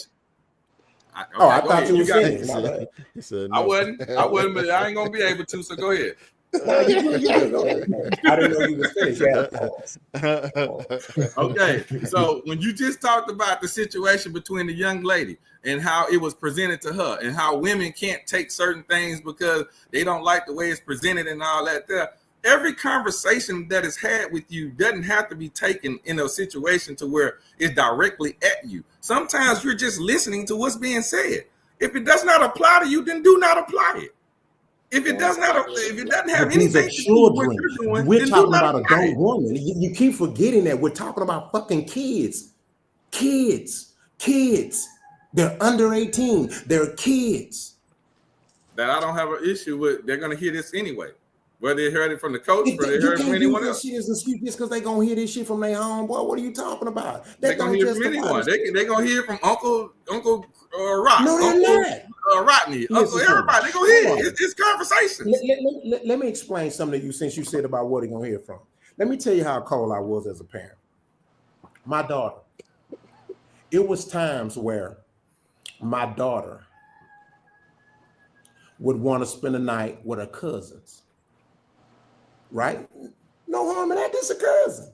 Let me tell you something. I didn't give a fuck who the fuck it was. Her mama was touched. My mama was touched. Now, how do you as a parent prevent that shit from happening again? You can't play at your motherfucking cousin's house until I meet the what nigga she fucking with. Is it a nigga in the house? Who's there? Who's in the door? Let me go there. Where does she stay? See, that's what I'm saying. It's a difference with me. That's why I didn't need my child's coach talking about dick and pussy to my children, because I have a system in place. And again, and again, I'm sure it was some kids who needed to hear that. You should have told them yourself. Mine don't need to hear nothing about no dick and pussy from you. That's my child. And by law, that's a child. That's all I'm saying. You know how, listen, think about this, y'all, and let's be real. We're going to be real tonight. Think about how many kids think about how many parents let their kids go spend the night at their cousin's house and their friend house and their sister. Let's just keep it real. Everybody just ain't really on the front line like that, really protecting their kid from possibly getting fucked with. How many parents is actually researching? Nigga, I used to pull police reports on a bitch nickel. My baby mom used to be like, boy, you a damn fool. And guess what? My daughter's never been touched because of that. And I know because of that. That's all I'm saying, bro. He could have said that individual. Listen, you're talking to somebody who's been coaching kids forever. Man, I ain't never. See, don't be sending no dick pics, little nigga. You know what I'm talking about? You know what I'm saying? Fuck a bitch, you know, and you want to fuck again. Don't just tell a bitch, no, you know, you can't. Come on, man, you can't be talking to no goddamn kids like that, child. Come on, man. I'm just saying, dog. Hey, man, two things can be right, man. Again, and I respect y'all being okay with it. I'm just saying, I can't be, don't be talking to my kid about that. I mean, I'm a coach. I've been coaching kids forever. Like Coach Rock. Let me tell you something about dick and pussy, but like it don't even come right. So what if the young nigga got more trust in you than he do with his own people? You wouldn't feel comfortable having that conversation with that man? How old is he? We talking about the same age bracket in the video, bro. I'm gonna tread a line so light. I'm gonna talk about girls. I ain't talking about dick and pussy. I ain't talking about no dick and pussy. I'm talking about girls. You ain't like the little niggas. So don't know what it is. What was the ages? What was the ages? I'm not what was gonna the talk ages? about dick and pussy. Y'all keep. What was the ages of those kids? Y'all trying to unhear it, but you heard it. They high school. They fucking. I hear you, bro. So yeah, because the average age of men's sexual activity is 16, so they were either on the threshold of getting it in or already started. So, I mean, we could be offended by them talking about it, but they might already be indulging. Yeah. So, but it's something called respect, and just respect people's parents, respect people's kids. That's all I'm saying. No, I get some that. of those kids probably did need to hear it. I just personally think it should have been on the individual. Like, find out the nigga that's slanging dick on the team. Talk to him individually about the shit. But how do you don't know? How do you know it's just one? How you know it's just So one? guess what? Here's my point. If you're comfortable enough to talk about dick and pussy to your high school team, then you should be comfortable enough to find out who the fuck slanging the dick. No, that's another animal. When you now you really stepping into dark water. I literally told damn. So wait, you gonna be talking about the escapades with the kids? That's I didn't say animal. ass. I'm just saying I literally told y'all that I've literally coached kids to where I end up finding out about personal things going on in their life. Whether they was homeless, whether they didn't have a father, they didn't have a mother, they didn't have a mother, father, whether all kind of stuff. right? But my point is I dealt with that shit accordingly. I didn't just inject myself into their personal life. It's a way to do shit. You know what I'm saying? You feel me? You even if your intentions are good, you can't force yourself on people. Even for good things. It matters, get it. bro. You know what I'm saying? Now, And the so one for thing you with the individual, you saying that he could have did that into as like individuals. Now, case by I case think that basis, every child is now, different. yeah, now I think that would have been had the potential for more issues, right? Because now it's like, wait, you Now get you this by dude yourself alone, with and this now you talk. child Now talking it could be about. misconstrued. You could Yep. like what he said. He Yep. did it on tape.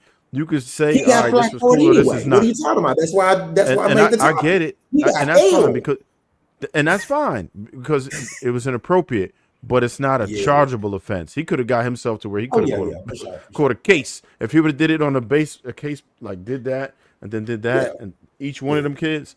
But Yeah. as individuals, then it could have been misconstrued and whatever they would have said, and they Yeah. could have, you know how they do, they would have coerced the kids to say some crazy shit and all of that. So But then that's a whole as nother a group in monster the group too. setting, I guess that's why he figured, you know what, I'm gonna go ahead and do it this way. He was compelled to do it.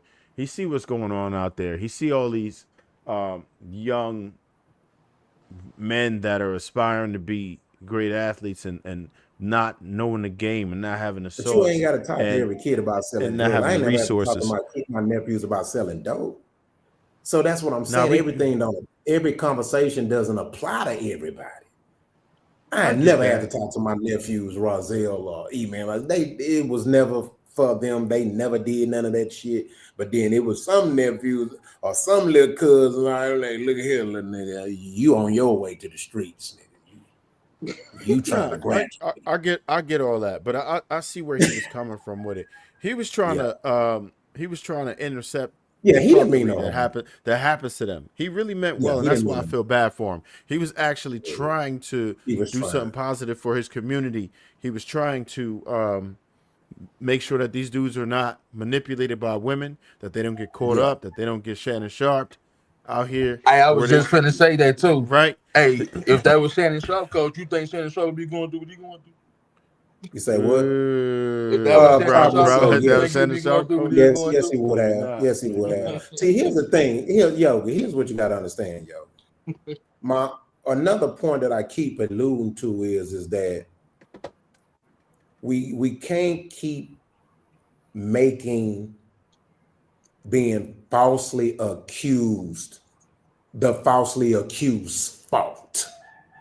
If so, then it's just best to tell them to not have sex, because all it take is one, bro. Shannon Sharp and Shannon. Look at all these other motherfuckers coming out with fake ass cases. Who didn't know that other people was going to start accusing them of it? That's all I'm saying. If we don't, we can't just sit here and let them motherfuckers, these people who are falsely accusing you, get a free ride. That's all I'm saying. Did anybody ever you got to remember everybody what he here was taught their talking kids to about. fight? He was talking about preventing from getting falsely accused. Did everybody teach their kids to fight? Yeah, Everybody teach their kids to fight? Yeah, Who didn't? Yeah. Who didn't teach their kids to fight?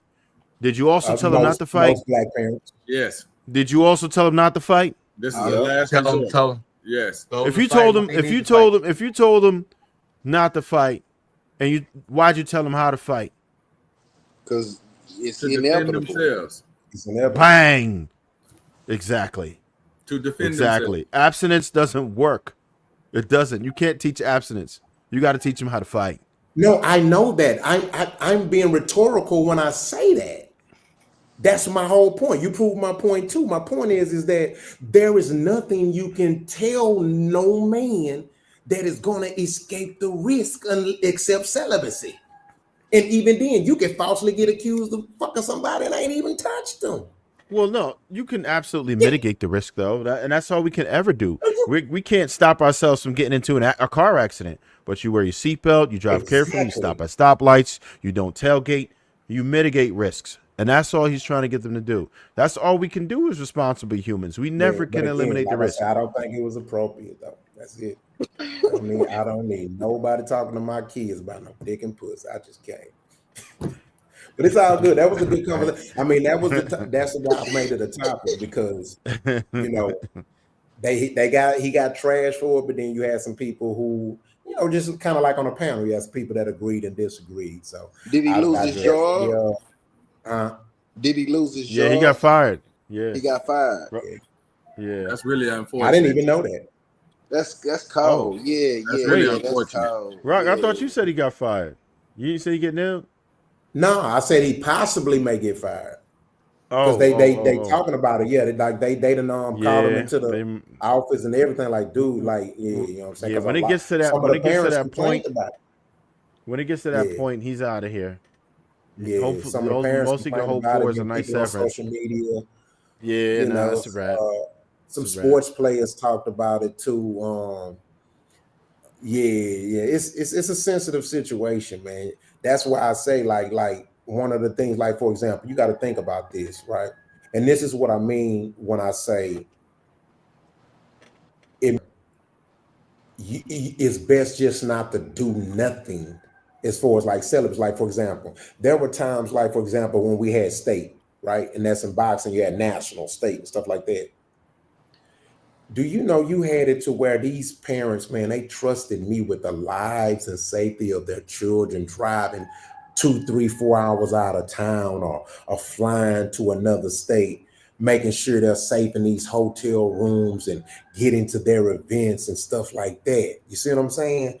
And so when you're dealing with something like that, man, like, it's not hard for me because when you're good, you know what I'm saying? And you're a parent and you know how to talk to kids and you know how to handle kids. But I also made sure I didn't put myself in positions to get falsely accused of anything. You see what I'm saying? And stuff like that. And so, but my point is when it comes to dealing with these women, when falsely accusing someone can get you clout or money or anything like that, the best way, like you say, to mitigate it is just don't have sex, bro. And we know that that's not going. No, that's unrealistic. At that age, raging hormones and opportunity, it's Exactly. over. So, but that other proves my point. Why the coach should be? Why is the coach even having a conversation about dick and pussy when nigga was you celibate? It's really not gonna help the situation. I was a whole daddy at that age. See what I'm saying? Damn. Yeah, I started early. That's crazy. But now, man, I hope he doesn't get fired. I don't think that deserves. Like, come on, his intentions was good, bro. He didn't mean no harm. He probably felt comfortable to do that because he probably didn't have a daddy in his life. Yeah. Damn, I wish somebody would have told me this when I was a kid. Yeah, Right. real talk, Yeah. man, real talk. So we gonna let's keep an eye on it, man, and hopefully he don't get fired. I don't think he should get fired. It ain't come on. I think he will because once it makes national news, anything for social media, they cut you. I can't think of a single case where they didn't turn up, fine him eventually. Yeah, they just don't want to like that. It's a shame. He don't deserve it, but I think it's inevitable. Yeah. Well, the good thing is we know somebody else will hire him, though. Hopefully. Yeah, if he was a good coach, somebody hire him. Yeah. Well, man, I ain't gonna keep y'all up long, man. Man, Trey, man, thank you, bro. It's an honor that you decided to, you know what I'm saying, bless the show, man, with your presence, bro. I love it. You know what I'm saying? Like I say, you know, I've been watching you forever. So, you know what I mean? So, I appreciate y'all gentlemen having me over, man. It's been a pleasure. Yeah, man. So we hope to see you again, man. Just let me know. You know, I'll send that link like that. And No doubt, another thing I want to say too, Trev, I got to say this too. Another reason why I want to appreciate you on behalf of My Mama's House podcast is because I'm sure you had your beginnings with it and stuff. So we're a small channel right now, you know what I'm saying? So but I'm busting my ass behind the scenes to make it happen. So man, the fact it's difficult, bro. Yeah, the fact that you were humble enough to not judge us by the numbers where we are now, still get on this show, that mean a lot to me, bro. Real talk. Oh yeah, I'm not that type of dude, man. That's My what's whole up. thing is a good channel is a good channel. If y'all, if I feel there's room for me to fit in somewhere, pause. I'm in it, man. You know what I mean? I'm just gonna. I appreciate what it is that y'all doing. Y'all on the right path, and forget the numbers, man. Y'all just keep doing what y'all do, and you're gonna get your shit Appreciate off. it, I man. can promise you that you're gonna get your shit off because y'all got great conversations. Share it as much as possible. Anybody watching, please share this video. Sharing is the heaviest metric you can possibly do. What I started out, listen, and I'm gonna give people a little bit of game that people Yeah. don't know. One thing that I stopped doing recently, I don't share it to people who don't watch my shit. Even if it's your people. Trust If what your I people, told you. I test them. I I tested them told and I'm Trust like, yo, that you about 2 watched weeks it? ago. Mhm. Because your peoples are the test for it. The first few people, if you send it to them, they're the first ones with access to it. They get the notification, they ignore it, your algorithm hit. They jump on and hit a like real quick and jump off, the algorithm get hit. They don't comment, the algorithm get hit. They don't share it, the algorithm get hit. Your best bet is to share it with people who are gonna watch it. If you know they ain't gonna watch it, don't even share it to them. Start Hey Trey, I there. literally had a talk with Trust about a month ago, didn't I? About that. Yeah, The nah. algorithm judges how hard they push you based off of your friends, and if they see Yes. that, they gonna make sure that we ain't gonna promote them as friends. So you are Yeah, total they ain't even trash. fucking with them. I ain't doing that. Yeah, So yeah. if your But friends we don't support appreciate you, don't give it for to them. sure, for sure. Real talk. And But Trail, make sure you DM me, man, and let me know whatever you got going on. If you're gonna be in any city or anything like that, let me know, bro. And I'll oh spread yeah, it to no my people. doubt, no doubt. I'll be pulling up too, man. When I'm out in people's cities and everything, I'm in the Okay. I got my podcast, and any of y'all are welcome if y'all in the. I'm in New Jersey, but where Yeah. my podcast is at borderlines Philly. So tri-state, you Okay. could get to it within like 2 hours, no matter what. Philadelphia Airport, Newark Airport, JFK, you and any one of those, you close enough to get to me. Y'all are all welcome to jump on there. We chop it up. I got a new podcast studio out there, so y'all are welcome to. I do my one-on-one discussions. That's where I really get mine off. But for Okay, sure. that's what's up, Again, man. it's Well, been a I'm pleasure. gonna keep in contact with you for sure. No doubt, no doubt. I All got right, you, guys. brother. I'll see y'all next Wednesday. All right. All right, fellas. All right. Peace. All right.